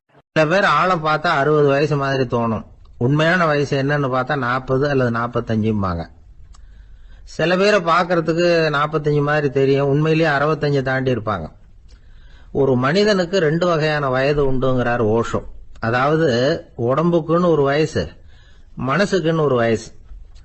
முதல் உலக மகாயுத்தம் நடந்தது இல்லையா, அது முடிஞ்சதுக்கு அப்புறம் முதல் தடவையா மனிதனின் மூளை வளர்ச்சியை பத்தி மனநல வைத்தியர்கள் ஒரு கணக்கெடுப்பு சோதனை நடத்தினாங்களாம். அது வரைக்கும் மனிதனுக்கு 2 வகையான வயது உண்டுன்னு யாரும் சிந்திச்சதே இல்லையா. அந்த உலக மகாயுத்தம் முடிஞ்சதுக்கு அப்புறம் மனிதனுடைய சராசரி மனதின் வயதை கணக்கிட்டு பார்க்கும் பொழுது அவங்களுக்குலாம் ரொம்ப அதிர்ச்சியா இருந்துதான். ஏன்னா அது ரொம்ப பின்தங்கிய நிலையில இருந்திருக்கு, வளர்ச்சி அடையாத நிலையில இருந்திருக்கு. அவங்க கண்டுபிடிச்ச பிரகாரம் அப்போ மனசோட சராசரி வயசு என்ன தெரியுமா, 14. அப்படின்னா பாத்துங்க, உடல் ரீதியா ஒருத்தரோட வயசு 70 கூட இருக்கலாம், ஆனா மனசோட வயசு 14 தான். இதுக்கு நேர்மாறா அமைஞ்சு போச்சுன்னு வச்சேங்க. அதாவது ஒருத்தருக்கு உண்மையிலேயே 14 வயசு, அதாவது உடலோட வயசு 14, அவரோட மனசின் வயசு 70ன்னு வச்சுக்கோங்க. இப்படி அமைஞ்சு விட்டதுன்னா அவர் சீக்கிரம் ஞானத்தன்மை அடைஞ்சிருவார் அப்படின்னு அர்த்தம். இப்ப நமக்கெல்லாம் உடம்போட வயசு மனசோட வயசு ரெண்டும் ஒன்னா இருந்துட்டா அதுவே போதும், அதுவே பெரிய விஷயம். இப்ப எமர்சன் கிட்ட போய் ஒருத்தர் கேட்டாராம், உங்க வயசு என்ன அப்படின்னு. அவர் உடனே பதில் சொல்லியிருக்கார், 360 வருஷம் அப்படின்னாராம். கேட்டவர் குழம்பி போயிட்டார். அவர் என்ன சொல்றாரு, 360 வயசா, என்ன நம்ம காதல தான் சரியா விழலையா? எமர்சன் எப்பவும் உண்மையை பேசுற ஒரு சிறந்த அறிவாளி, அவர் இப்படிலாம் பொய் சொல்ல மாட்டாரே அப்படின்னு ஒரு யோசனை பண்ணிக்கிட்டே இவர் மறுபடியும் அவர் கிட்ட போனாராம். ஐயா, நீங்க சொன்னது சரியா என் காதல விழல, அதனால மறுபடியும் கேட்கிறேன், உங்க வயசு என்ன அப்படின்னாராம். எமர்சன் மறுபடியும் சொல்லியிருக்கிறார், 360 வருஷம்னு. வந்தவருக்கு உண்மையிலேயே அதிர்ச்சியா போட்டுது. அதுக்கப்புறம் மெதுவா ஆரம்பிச்சாராம், ஐயா நீங்க சொல்றதை என்னால ஏத்துக்க முடியாது, எப்படி பார்த்தாலும் இப்போ உங்களுக்கு வயசு ஒரு 60க்கு மேல இருக்காதுன்னு நினைக்கிறேன். அப்படின்னாராம். நீங்க சொல்றது சரிதான், அது என் உடம்போட வயசுன்னாராம் எமர்சன். அப்படின்னா ஏற்கனவே நீங்க சொன்னது அப்படின்னு கேட்டிருக்காரு. அது என் மனசோட வயசு அப்படின்னாராம். நம்மளை பொறுத்த வரைக்கும் அறிவு தூசு படிஞ்சிருக்கு, அது மாதிரியே அன்பும் மாசுபட்டிருக்கு. இது ரெண்டையும் சுத்தம் பண்ண வேண்டியிருக்குது. அப்பதான் நாம சரியான வயசுல வாழ முடியும். ஒரு ஆசாமி இருக்கிறார். அவருக்கு உடம்போட வயசு அதிகம், மனசோட வயசு ரொம்ப குறைச்சல், குழந்தை மாதிரி. அவர் ஒரு ஆஸ்பத்திரியில படுத்திருக்கிறார். நர்சம்மா எல்லாருக்கும் மருந்து கொடுத்துட்டு போறாங்க. கொஞ்ச நேரம் கழிச்சு திரும்பி வந்தாங்க. அப்ப இவர் அந்த அம்மாவை கூப்பிட்டு சொல்றார், இத பாருங்க சிஸ்டர், நீங்க எல்லாருக்கும் சின்ன சின்ன மாத்திரையா கொடுத்துட்டு எனக்கு மட்டும் நீளமான மாத்திரையா கொடுத்துட்டீங்க. முழுங்கிறதுக்கு ரொம்ப கஷ்டமா போச்சு. இனிமே எனக்கும் சின்ன மாத்திரையா கொடுங்க சிஸ்டர் அப்படின்னாராம். அந்த அம்மா உடனே அதிர்ச்சி ஆகி தலையில அடிச்சுக்கிட்டாங்களாம். நான் கஷ்டப்பட்டு மாத்திரையை முழுங்கினத்துக்கு நீங்க ஏமா தலையில தட்டிக்கிறீங்க அப்படின்னு கேட்டிருக்காரு இவர். இதுக்கு அவங்க சொல்லியிருக்கிறாங்க, நான் உங்களுக்கு கொடுத்துட்டு போனது மாத்திரை இல்லைங்க, அது தெர்மாமீட்டர் அப்படின்னாங்க. ஒரு ஊர்ல ஒரு பெரியவர் இருந்தார். ஒரு நாள் அவரை தேடி ஒருத்தர் வந்தார். ஐயா, நான் கடவுளை பரிபூர்ணமா நம்புறேன் அப்படின்னார். சரி, அந்த நம்பிக்கை உனக்கு எப்படி வந்ததுன்னு கேட்டார் இவர். அவர் சொல்ல ஆரம்பிச்சார், ஐயா, எனக்கு கல்யாணம் ஆகி 10 வருஷம் ஆச்சு, ஆனாலும் குழந்தை பாக்கியம் இல்லை. அதுக்கு என்ன காரணமா இருக்கும்னு நான் யோசனை பண்ணிட்டு இருந்தப்போ நண்பர் ஒருத்தர் ஒரு ஆலோசனை சொன்னார். உனக்கு மதப்பற்று இல்ல, எந்த கடவுளையுமே நம்ப மாட்டேங்கிற, அதுதான் காரணம். கடவுளை நம்பு, உனக்கு குழந்தை பாக்கியம் கிடைக்கும் அப்படின்னார். அவர் அப்படி சொன்னாரே தவிர எனக்கு சந்தேகம்தான். இருந்தாலும் அவர் சொன்னபடியும் நடந்துதான் பார்ப்போமே அப்படின்னு முடிவு பண்ணேன். கடவுளை நம்ப ஆரம்பிச்சேன். அந்த வருஷமே அழகான ஆண் குழந்தை பிறந்தது. எல்லாம் இறைவன் அருள் அப்படின்னார். இவர் இப்படி சொன்னதை கேட்டதும் அந்த பெரியவர் சொன்னார், நீ சொல்றதெல்லாம் சரிதான், இருந்தாலும் இந்த காலத்துல எந்த ஒரு காரியமா இருந்தாலும் அதை சோதனை செஞ்சு பார்த்துட்டு தான் ஒரு முடிவுக்கு சேர முடியும். அறிவுபூர்வமான முடிவு அதுவா தான் இருக்கும். அறிவியல் சோதனைகள் அப்படித்தான். ஒரு குறிப்பிட்ட விஷயத்தை பத்தி எத்தனை தடவை சோதனை பண்ணாலும் ஒரே முடிவு தான் கிடைக்கணும், அதுதான் சரியா இருக்கும். அதனால இப்ப மறுபடியும் ஒரு சோதனைன்னார். என்ன செய்யணும் அப்படின்னு கேட்டார் இவர். கடவுள்கிட்ட ஒரு பெண் குழந்தை வேணும்னு கேளு. முதல்ல ஆண் குழந்தைய கொடுத்தது மாதிரியே இப்போ ஒரு பெண் குழந்தையையும் கொடுக்கறாரா பார்க்கலாம் அப்படின்னார். சரின்னு சொல்லி இவர் அதே மாதிரி முயற்சி பண்ணினார். அதுக்கப்புறம் அவரு இந்த பெரியவர்கிட்ட வரவே இல்லை. கொஞ்ச காலம் கழிச்சு இவரே அவரை தேடிட்டு போய் கதவை தட்டினார். அவர் கதவை திறந்தார். என்ன ஆச்சு, கடவுள் கண் திறந்தாரா அப்படின்னு கேட்டார். அவரு, அந்த சமாச்சாரம்லாம் நமக்கு வேணாம் சார், முதல் தடவை அது ஏதோ தற்செயலா ஏற்பட்ட ஒரு சாதகம். இப்ப நீங்க 2வது தடவை சொன்ன பிறகு தினமும் கடவுளை வேண்டிக்கிட்டு தான் இருக்கிறேன், ஒன்னும் நடக்கல அப்படின்னார் ரொம்ப விரக்தியா. ஒரே ஒரு தோல்வியில உங்க நம்பிக்கையெல்லாம் பறந்து போயிடுது பாத்தீங்களா அப்படின்னார் அந்த பெரியவர். எல்லாம் நல்ல விதமா நடக்கிற வரைக்கும் நம்பிக்கை, எதிர்பார்த்தது தோல்வியில முடிஞ்சுட்டுதுன்னா அவநம்பிக்கை. மற்றவர்கள் பேர்ல வைக்கிற நம்பிக்கை எந்த நேரத்திலையும் விவகாரமாகி விடக்கூடிய சாத்தியம் உண்டு. நாம நம்பிக்கை வைக்க வேண்டியது நம்ம கிட்ட தான், நமக்குள்ள இருக்கிறார் கடவுள். எனவே நம்ம பேர்ல நாம வைக்கிற நம்பிக்கை தான் உண்மையான கடவுள் பக்தி. நிபந்தனையற்ற நம்பிக்கையா அது இருக்கணும். எல்லாம் நல்லபடியா நடந்துகிட்டு இருந்தா எந்த முட்டாளுக்கும் நம்பிக்கை வரத்தான் செய்யும் அப்படிங்கிறது ஒரு பெரியவர் கருத்து. தியானத்தின் மூலமா தான் உனக்குள்ள ஆழமா தோண்டுனா உன்னுடைய அடி ஆழத்துல நம்பிக்கை அப்படி ஊற்றெடுக்கும், அதை பார்க்க முடியும் அப்படிங்கிறது பெரியவர்கள் சிந்தனை. ஒரு குழந்தை அப்பாவை பார்த்து என்னப்பா பண்றேன்னு கேட்டுதான். பிரார்த்தனை பண்ணிட்டு இருக்கிறேன்னாராம் அப்பா. பிரார்த்தனை பண்ணுனா என்ன கிடைக்கும் அப்படின்னு கேட்டுதான் குழந்தை. எல்லாம் கிடைக்கும் அப்படின்னாராம் அப்பா. நீ வச்சிருக்கிறிய பேனா அது கூட கிடைக்குமான்னு கேட்டுதான் குழந்தை. ஓ, கிடைக்குமேன்னு இருக்கார். அப்படின்னா அந்த பேனாவை என்கிட்ட கொடுத்துரு, நீ பிரார்த்தனை பண்ணி வேற பேனா வாங்கிக்கோ அப்படின்னு தான் அந்த குழந்தை. ஒரு பெரிய நினைவு மண்டபம், அதுக்கு முன்னாடி ஒரு அப்பாவும் பிள்ளையும் நின்றுகிட்டு இருக்கிறாங்க. அந்த வழியா போறவங்க வர்றவங்க எல்லாம் அந்த இடத்துல நின்று அது என்ன மண்டபம் அப்படின்னு விசாரிக்க ஆரம்பிச்சாங்க. அந்த அப்பாவும் பிள்ளையும் தான் வர்றவங்களுக்கெல்லாம் விவரம் சொல்லிட்டு இருக்கிறாங்க. அதாவது இந்த இடத்துல ஒரு பெரிய மகான் சமாதி ஆயிருக்கார், அவர் சமாதியான இடத்துல இந்த நினைவு மண்டபத்தை கட்டியிருக்கிறோம் அப்படின்னாங்க. ஊர் பூரா இந்த செய்தி பரவிச்சு. நிறைய பேர் அந்த இடத்தை தேடி வர ஆரம்பிச்சாங்க. இங்க கொஞ்ச நேரம் உட்காந்துட்டு போனா மனசுக்கு ஒரு நிம்மதி கிடைக்குது அப்படின்னாங்க. அங்க இருந்த உண்டியல்ல நிறைய காசு போட்டுட்டு போறாங்க. பணம் கிடுகிடுன்னு நிறைய சேர ஆரம்பிச்சுட்டுது. பணம் நிறைய சேர்ந்த உடனே அந்த அப்பாவுக்கும் பிள்ளைக்கும் தகராறு வந்துட்டுது. பணம் சேர்ந்தாலே சொத்து தகராறு வரத்தானே செய்யும், அது மாதிரி வந்துட்டுது. பையன் அடிக்கடி நிறைய பணம் கேட்க ஆரம்பிச்சான். அப்பா பார்த்தார், யோசனை பண்ணார், ஒரு முடிவுக்கு வந்தார். ஒரு நாள் பையனை கூப்பிட்டார். இதை பாருப்பா, நமக்குள்ள தகராறு வேணாம். அப்பாவும் பிள்ளையும் இப்படி சண்டை போட்டுக்கிட்டா பார்க்குறவங்க தப்பாக நினைப்பாங்க. அதனால நமக்குள்ள சமரசமாக இதை தீர்த்துக்குவோம், என்ன சொல்கிற அப்படின்னார் அப்பா. சரி நான் பையன். உடனே அந்த அப்பா என்ன பண்ணார் தெரியுமா? மகன்கிட்ட கொஞ்சம் பணத்தை கொடுத்தார். தன்கிட்ட இருந்த ஒரு கழுதையையும் கொடுத்தார். இதை வச்சு நீ பொழைச்சிக்கோ அப்படின்னு சொல்லி அனுப்பி வச்சுட்டார். மகன் அந்த கழுதையை இழுத்துக்கிட்டு அடுத்த ஊருக்கு போனான். வழியிலேயே அந்த கழுதை செத்து போச்சு. உடனே என்ன பண்ணலாம்னு யோசனை பண்ணான். ஒரு ஐடியா வந்தது. அந்த கழுதையை ஒரு சாலை ஓரமாக புதைச்சான். கையில் இருந்த பணத்தை வச்சு அந்த இடத்துல ஒரு கல் மண்டபம் கட்டினான். அந்த வழியாக 2 பேர் வந்தாங்க. இது என்ன மண்டபம்னு விசாரிச்சாங்க. இந்த இடத்துல ஒரு பெரிய மகான் சமாதி ஆயிருக்கிறார் அப்படின்னா. இந்த செய்தி ஊர் பூரா பரவ ஆரம்பிச்சுட்டுது. நிறைய பேர் வந்து போக ஆரம்பிச்சாங்க. இங்கே வந்தால் மனசுக்கு ஒரு பெரிய நிம்மதி கிடைக்குது அப்படின்னு வேற சொல்ல ஆரம்பிச்சாங்க. வர வர கூட்டம் அதிகமாக வர ஆரம்பிச்சுட்டுது. உண்டியலில் பணம் நிறைய சேர்ந்துட்டுது. நகையெல்லாம் கூட கழட்டி காணிக்கையாக போட ஆரம்பிச்சுட்டாங்க. அப்பாவை விட மகன் பெரிய ஆளாயிட்டான். இதை கேள்விப்பட்டார் அப்பா. பையனை பார்த்துட்டு வரலாம்னு ஒரு நாள் புறப்பட்டு வந்தார். பையன் ஓஹோன்னு இருக்கிறான். பங்களா, காரு எல்லாம் வந்துட்டுது. எப்படிடா இந்த அளவுக்கு ஆனே அப்படின்னு விசாரிச்சார். அப்பா, எல்லாம் உங்கள் ஆசீர்வாதம் தான். நீங்கள் கொடுத்த மூலதனத்தை வச்சு தான் இவ்வளவும் சம்பாதிச்சேன் அப்படின்னு நான் பையன். அது எப்படிறான்னு விசாரிச்சார். அப்பா, நீங்கள் ஒரு கழுதை குட்டியும் கொஞ்சம் பணமும் என்கிட்ட கொடுத்து அனுப்பி வச்சிங்க. அதை எடுத்துக்கிட்டு வந்தேன். வர்ற வழியில் அந்த கழுதை செத்து போச்சு. உடனே யோசனை பண்ணேன். அந்த கழுதையை இந்த இடத்துல புதைச்சேன். கையில் இருந்த பணத்தை வச்சு மண்டபம் கட்டினேன். மகான் ஒருத்தர் சமாதி ஆயிருக்கார் அப்படின்னு வதந்தியை கிளப்பி விட்டேன். ஜனங்கள்லாம் ஏமாந்து போய் காசை கொண்டாந்து போட ஆரம்பிச்சிட்டாங்க. நான் பொழைச்சிக்கிட்டு இருக்கிறேன் அப்படின்னா. இப்போதான்டா நீ என் புள்ள அப்படின்னு சொல்லி சந்தோஷப்பட்டாரான் அந்த அப்பா. ஏன் அப்படி சொல்றீங்கன்னு கேட்டிருக்கான் பையன். கழுதை குட்டியை புதைச்சி மண்டபம் கட்டியிருக்கிற நீ, ஏற்கனவே நம்ம ஊரில் நாம கட்டியிருக்கிறோமே மண்டபம், அது இந்த கழுதையோட அம்மாவை புதைச்ச இடம். மகான் சமாதி ஆயிருக்காருன்னு நானும் சும்மா கப்சா தான் விட்டுக்கிட்டு இருக்கேன் அப்படின்னாரான் அப்பா. முட்டாள் ஜனங்களை நினைச்சு அந்த 2 பேரும் சத்தம் போட்டு சிரிச்சாங்களாம். மனுஷன் ஏமாத்துறது ரொம்ப சுலபம். என் கூட படிச்ச ஒருத்தன் திடீர்னு ஒரு நாள் எல்லாருக்கும் அருள் வாக்கு சொல்ல ஆரம்பிச்சுட்டான். அவன் ஒரு ஆபீஸ்லயும் வேலை பார்க்கறான்.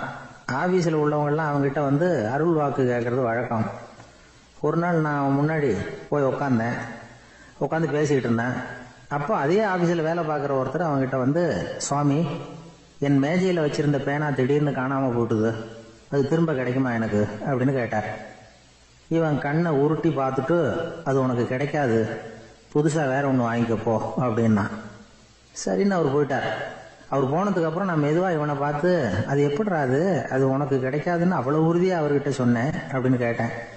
இவன் மெதுவாக என் காதுகிட்ட வந்து, அந்த பேனாவை கிளப்புனதே நான் தான் அப்படிங்கிறான். ஒரு ஊர்ல ஒரு ஆள் இருந்தான். தையல் கடை வச்சிருந்தான். அவங்கிட்ட ஒருத்தன் ஒரு சட்டை துணி எடுத்து கொடுத்து தைக்க சொல்லியிருந்தான். வர்ற சனிக்கிழமை வா, வந்து வாங்கிட்டு போ அப்படின்னு அவன் சொல்லியிருந்தான். அதே மாதிரி இவன் வந்தான். அவன் தச்சு வச்சிருந்த சட்டையை கொடுத்தான். இவன் வாங்கி அங்கேயே போட்டு பார்த்தான். கை நீளம் ஒண்ணுக்கு ஒண்ணு வித்தியாசமா இருந்தது. வலது கை இடது பக்கத்தை விட நீளம் குறைச்சலா இருந்தது. அவன் முணுமுணுக்க ஆரம்பிச்சுட்டான். என்ன இது இப்படி தைச்சுட்டியேன்னு.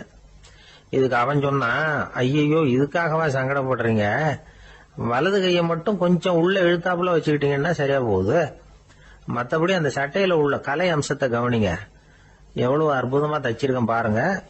ஒரு சின்ன குறைய வந்து இப்படி எல்லாம் பொருட்படுத்த வேண்டியதில்லை.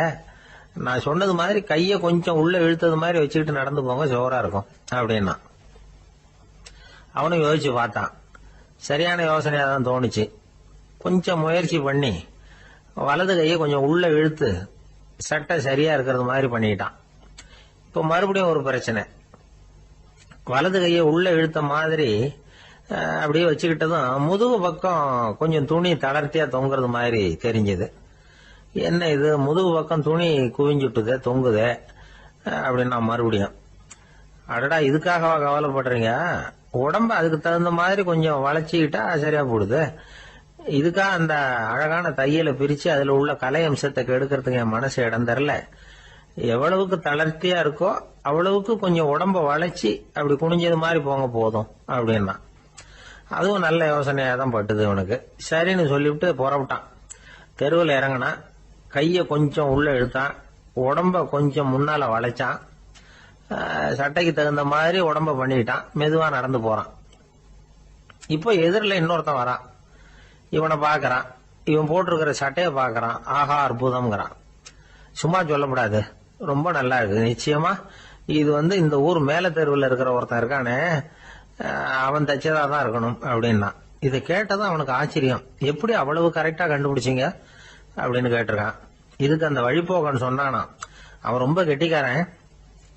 உங்களை மாதிரி உடம்பும் கையும் வளைஞ்சு போன ஒரு ஆசாமிக்கு அவனை தவிர வேற யாராலேயும் இவ்வளவு பொருத்தமான ஒரு சட்டையை தைக்க முடியாது அப்படின்னானா. பாருங்க, அவனுக்காக இவன் அனுசரிக்க போய் இவனோட நிலைமை எப்படி ஆயிடுது பாருங்க. இதே மாதிரிதான் சில சடங்குகளும் சம்பிரதாயங்களும் நம்மளை கோமாளி ஆக்கி விட்டுரும். எதுவா இருந்தாலும் அதுல அறிவுபூர்வமான அணுகுமுறை அவசியம். ஒரு நர்ஸ் அவசரமா ஓடி டாக்டர் கிட்ட சொல்லிச்சான், டாக்டர் ஒரு தப்பு நடந்து போச்சு. 10ஆம் நம்பர் பெட்ல இருக்கிற பேஷண்ட்டுக்கு காலில் ஆபரேஷன் பண்றதுக்கு பதிலாக கையில ஆபரேஷன் பண்ணி விட்டீங்க. கை ஆபரேஷன் பண்ணிக்க வேண்டிய ஆள் 7ஆம் நம்பர் பெட்ல இருக்கார் அப்படின்னு தான். அதுக்கு ஒரு பதட்டப்படாம சொன்னாராம், பரவாயில்ல இவரை தூக்கி 7ஆம் நம்பர் பெட்ல போட்டுரு அப்படின்னு. ஒருத்தர் ஓடி வந்தார். இன்னொருத்தரை பார்த்து, சார் உங்க சைக்கிளை ஒரு நாள் இரவல் கொடுங்களேன், பக்கத்து ஊருக்கு போயிட்டு வர வேண்டியிருக்கு அப்படின்னார். இவர் சைக்கிளை கொடுத்து பத்திரமா கொண்டுட்டு போங்கன்னார். சார் இதை பத்திரமா கொண்டு போறேன், கவலையே வேணாம், ஏன்னா இது உங்களோட சைக்கிள் அப்படின்னு நான் நினைக்கல, என்னோட சைக்கிளா நினைக்கிறேன் அப்படின்னார். அதுக்கப்புறம் தான் இவருக்கு உண்மையாவே பயம் வந்துட்டுது. ஏன்னா அவர் சொன்னது மாதிரி அதை தன்னோட சைக்கிளாவே நினைச்சு தள்ளிட்டு போட்டா என்ன பண்றது? எது எதை நம்முடையதா நினைக்கணுங்கிறதுக்கு ஒரு வரையறை இருக்கு. சில பேர் ஆபீஸையே வீடா நினைச்சு விடுறது உண்டு. அப்படிப்பட்டவங்க கூட வீட்டை ஆபீஸா நினைக்கிறது இல்லை. ஏன்னா வீட்டில் இவர் ஆபீசரா நடந்துக்க முடியறதில்லை. இதெல்லாம் ஒரு பக்கம் இருக்கட்டும், இப்போ விஷயத்துக்கு வருவோம். பொறியியல் மேதை டாக்டர் விஸ்வேஸ்வரய்யா இருந்தார் இல்லையா, பாரத ரத்னா விருதெல்லாம் கொடுத்தாங்களே. ஆபீஸ் வேலை வேற, சொந்த வேலை வேற அப்படிங்கிறதுக்கு ஒரு உதாரணமா இருந்தவர் அவர். மைசூர் மகாராஜா கிட்ட திவானா இருந்தார். அவர் ஒரு நாள் அரசாங்க வேலை காரணமா வெளியூர் போயிருந்தார். ஹாசன்கிற ஊருக்கு பக்கத்துல ஒரு பயண மாளிகை, அங்க தங்கிவிட்டார். ராத்திரி அங்க தங்கி இருந்துட்டு விடிஞ்சதும் ஊருக்கு திரும்புறதாக திட்டம். ராத்திரி தூங்கறதுக்கு ரொம்ப நேரம் ஆயிட்டுது. ரொம்ப நேரம் வரைக்கும் அரசாங்க சம்பந்தப்பட்ட வேலைகளையே பார்த்துக்கிட்டு இருக்கிறார். அரசாங்க ஃபைல்கள் நிறைய இருந்தது. அதையெல்லாம் ஒவ்வொன்றா எடுத்தார், படிச்சு பார்த்தார், பரிசீலனை பண்ணார். அதில் எழுத வேண்டியதை எழுதினார், கையெழுத்து போட்டார். ஒரு வழியாக அந்த வேலையெல்லாம் முடிஞ்சுது. அதுக்கப்புறம் என்ன பண்ணார்னா, தன்னுடைய சூட்கேஸை திறந்தார். அதிலிருந்து 2 மெழுகுவத்தியை எடுத்து கொளுத்தி வச்சார். அந்த பயண மாளிகையில அது வரைக்கும் எரிஞ்சுக்கிட்டு இருந்த மின்சார விளக்குகளை அணைச்சுட்டார். அதுக்கு பிறகு அந்த மெழுகுவத்தி வெளிச்சத்துல சில புத்தகங்களை தொடர்ந்து படிக்க ஆரம்பிச்சிட்டார். அந்த பயண மாளிகையில பணியாளரா இருந்தவர் இதை பார்த்துட்டு ஓடி வந்தார். மறுபடியும் மின் விளக்கு போடுறதுக்காக போனார். விஸ்வேஸ்வரய்யா அதை பார்த்துட்டு போட வேணாம்ட்டாராம். இதுவரைக்கும் நான் அரசாங்க அலுவல்களை கவனிச்சுக்கிட்டு இருந்தேன், அதனால மின் விளக்குகள் அப்ப எரிஞ்சதுல தப்பு இல்லை. இப்ப நான் புத்தகம் படிச்சுக்கிட்டு இருக்கேன், இது என்னுடைய சொந்த வேலை. இங்க இருக்கிற மின் விளக்கு அதுக்காக ஏன் எரியணும் அப்படின்னு கேட்டாராம். இப்ப இருக்கிற சில அரசு பணியாளர்கள் கிட்ட இந்த சம்பவத்தை பேச்சோட பேச்சா சொல்லி பார்த்தேன். அவங்களால இதை ஜீரணிக்கவே முடியல. நேர்மை தேவைதான் சார், அதுக்காக அவ்வளவு தூரத்துக்கு அது தேவையா அப்படிங்கிறாங்க. விஸ்வேஸ்வரய்யா அப்படி பண்ணினது தான் ஒரு நேர்மையாளர் அப்படின்னு இந்த உலகத்துக்கு நிரூபிக்கணுங்கிறதுக்காக இல்ல. தான் அப்படி நடந்து காட்டினா தன்னை சுத்தி இருக்கிறவங்களும் அதை கேள்விப்படுறவங்களும் முடிஞ்ச அளவுக்கு பொது வாழ்க்கையில அரசு பணியில நேர்மையை கடைபிடிக்க முயற்சி பண்ணலாமே அப்படிங்கிறதுக்காகத்தான். இப்பவும் சில பேர் இருக்கிறாங்க, இவங்க ஆபீஸ் வேற வீடு வேறன்னு நினைக்கிறது இல்ல, அவ்வளவு உரிமை. ஒருத்தர் அப்படிதான், அவருக்கு அவசரமா 5000 ரூபாய் தேவைப்பட்டது. ஆபீஸ் பணத்தை எடுத்துக்கிட்டார். அந்த நேரம் பார்த்து ஆடிட் வந்துட்டுது. ஆப்பிட்டுக்கிட்டார். விசாரணை நடக்குது. அவர் சொல்றார், சார் நான் நேரம் காலம் பார்க்காம ஆபீஸ்ல வேலை செய்வேன், ஏன்னா அதை என்னோட ஆபீஸா நினைக்கிறேன். அவசரத்துக்கு அந்த பணத்தை எடுத்தேன், மறுபடியும் வச்சுடலாம்னு தான் இருந்தேன், அதுக்குள்ள இப்படி ஆயிட்டுது. நீங்க என்ன நினைச்சாலும் சரி, நான் ஆபீஸ் வேற வீடு வேற அப்படின்னு நினைக்கிறது இல்ல, அது என்னோட சுபாவம் அப்படின்னார். விசாரணை பண்ணவர் தீர்ப்பு வழங்கினார். உங்க சுபாவத்துக்கு மதிப்பு கொடுத்து நானும் தீர்ப்பு வழங்குறேன். நீங்க கொஞ்ச நாள் ஜெயிலில் இருந்துட்டு வாங்க, அது உங்களுக்கு கஷ்டமா இருக்காதுன்னு நினைக்கிறேன். ஏன்னா அங்க போனாலும் நீங்க உங்க சுபாவப்படி வீடு வேற ஜெயில் வேறன்னு நினைக்க மாட்டீங்க அப்படின்னா. சில பேரை இப்படி சொல்றது உண்டு. அடுத்தவங்களை அனுசரித்து நடந்துக்க தெரியல, அவன் என்ன சார் மனுஷன் அப்படிம்பாங்க. சக மனிதர்களோட எப்படி பழகிறது அப்படின்னு தெரியாததுனாலேயே பல பேர் இன்னைக்கு சங்கடப்பட்டுக்கிட்டு இருக்கிறாங்க. வசதி வாய்ப்பெல்லாம் சரியா இருக்கும், ஆனால் வாழ்க்கை சரியா இருக்காது. இன்னொருத்தர்கிட்ட எப்படி பேசுறது பழகிறதுங்கிறது தெரியாததுனால தான் இந்த அவஸ்தை. சரி, இந்த அவஸ்தை இல்லாமல் வாழறது எப்படி? இதுக்கு அனுபவசாலிகள் சில வழிமுறைகளை சொல்றாங்க. அதெல்லாம் என்னென்னங்கிறத இப்போ தெரிஞ்சுக்குவோம். முதல்ல நம்ம நாக்கு நம்ம கண்ட்ரோலில் இருக்கணும். வார்த்தைகளை கொட்டிவிட்டு அதுக்கப்புறம் அள்ள முடியாமல் கடந்து கஷ்டப்படக்கூடாது. எப்படி பேசுகிறோங்கிறதும் முக்கியம், பேசுகிறப்ப எப்படி முகத்தை வச்சிருக்கிறோங்கிறதும் முக்கியம். அன்பாக பேசினாலும் நல்லா இருக்கும். அப்படி பேசுகிறப்ப ஆதரவாக அவர் தோள் மேலே ஒரு கையை போட்டுக்கிட்டு பேசினா இன்னமும் நல்லா இருக்கும். ரெண்டாவது விஷயம், இன்னொருத்தர்கிட்ட பேசுகிறப்போ வாக்குறுதிகளை அள்ளி வீசக்கூடாது. கொடுக்குற வாக்குறுதி குறைச்சலாக இருக்கணும். அப்படி கொடுத்த வாக்குறுதியை கண்டிப்பாக நிறைவேற்றணும். நாம் ஒருத்தரை பாராட்டுறோம் அல்லது அவரை பற்றி அபிப்பிராயம் சொல்கிறோம்னா அது ஆக்கப்பூர்வமாக இருக்கணும். நம்ம பாராட்டு அல்லது விமர்சனம் அடுத்தவருடைய முன்னேற்றத்துக்கு உதவுறது மாதிரி இருக்கணும். நாம் சொல்கிறத கேட்டுட்டு அவன் தலையில் கையை வச்சுட்டு உட்காந்துடக்கூடாது. எப்பவும் உற்சாகமாக இருக்கணும், முகம் மலர்ச்சியாக இருக்கணும். மனுஷன் இருந்தால் வருத்தம், கவலை, ஏமாற்றம் எல்லாம் இருக்க தான் செய்யும். அதெல்லாம் மனசில் இருக்கட்டும். அந்த வருத்தமும் கவலையும் ஏமாற்றமும் சேர்ந்துக்கிட்டு நம்ம முகத்தில் இருக்கிற மலர்ச்சியை மூடி மறைக்கிறதுக்கு நாம் இடம் கொடுத்துடக்கூடாது. எந்த விஷயத்தை பற்றி யாருக்கிட்ட பேசினாலும் வெளிப்படையாக பேசணும், திறந்த மனசோட பேசணும். மூடி மறைச்சி முன்னு மூழ்கிக்கிட்டு இருக்கக்கூடாது. இன்னொருத்தர்கிட்ட பேசுகிறப்போ விவாதம் பண்ணுங்க, அது தப்பு இல்லை. ஆனால் வாதாடிக்கிட்டு இருக்கக்கூடாது. அதாவது என்ன சொல்கிறாங்கன்னா, டிஸ்கஸ் பண்ணலாம், ஆர்கியூ பண்ணக்கூடாதான். நம்மக்கிட்ட இருக்கிற நல்ல குணங்களை நாம் எடுத்து சொல்லிகிட்டு இருக்கக்கூடாது. அந்த நல்ல குணங்களே நம்மளை பற்றி எடுத்து சொல்லணும், அது மாதிரி நடந்துக்கணும். அதே மாதிரி அடுத்தவங்க கிட்ட உள்ள கெட்ட குணங்களை பற்றி அவசியம் இல்லாமல் நாம் பேச வேண்டியதில்லை. உங்களை பற்றி யாராவது தப்பாக பேசுகிறாங்களா, அப்படி அவங்க பேசுகிறதுல உண்மை இல்லையா அப்படின்னா அதை நீங்கள் பொருட்படுத்த வேண்டியதில்லை, விட்டுடலாம். அது தானாக போயிடும்.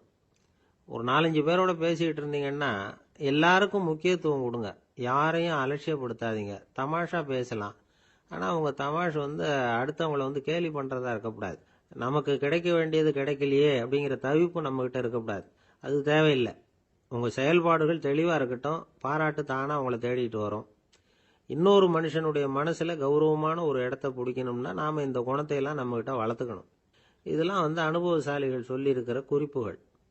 இந்த குறிப்புகளை சரியாக புரிஞ்சுக்கணும், அது முக்கியம். தப்பாக புரிஞ்சுக்கிட்டா என்ன ஆகும் தெரியுமா?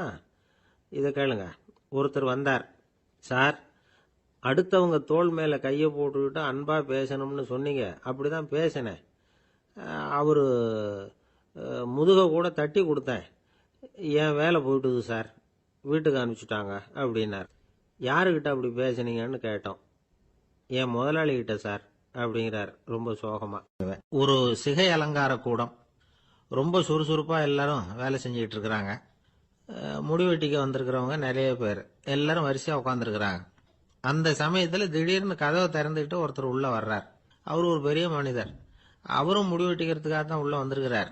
அவரை பார்த்த உடனே அங்கே வரிசையில் உட்காந்துருந்தவங்க எல்லாரும் எழுந்திரிச்சு அவர்கிட்ட வந்துட்டாங்க. அவரை சுற்றி நின்றுட்டாங்க. எப்படி இருக்கிறீங்க, நல்லா இருக்கீங்களா அப்படின்னு விசாரிக்க ஆரம்பிச்சிட்டாங்க. எல்லாம் முடிஞ்சதும் வந்தவர் கேட்டார், வரிசையில் கடைசியாக இருக்கிறவர் யார் அப்படின்னு கேட்டார். ஏன்னு கேட்டாங்க.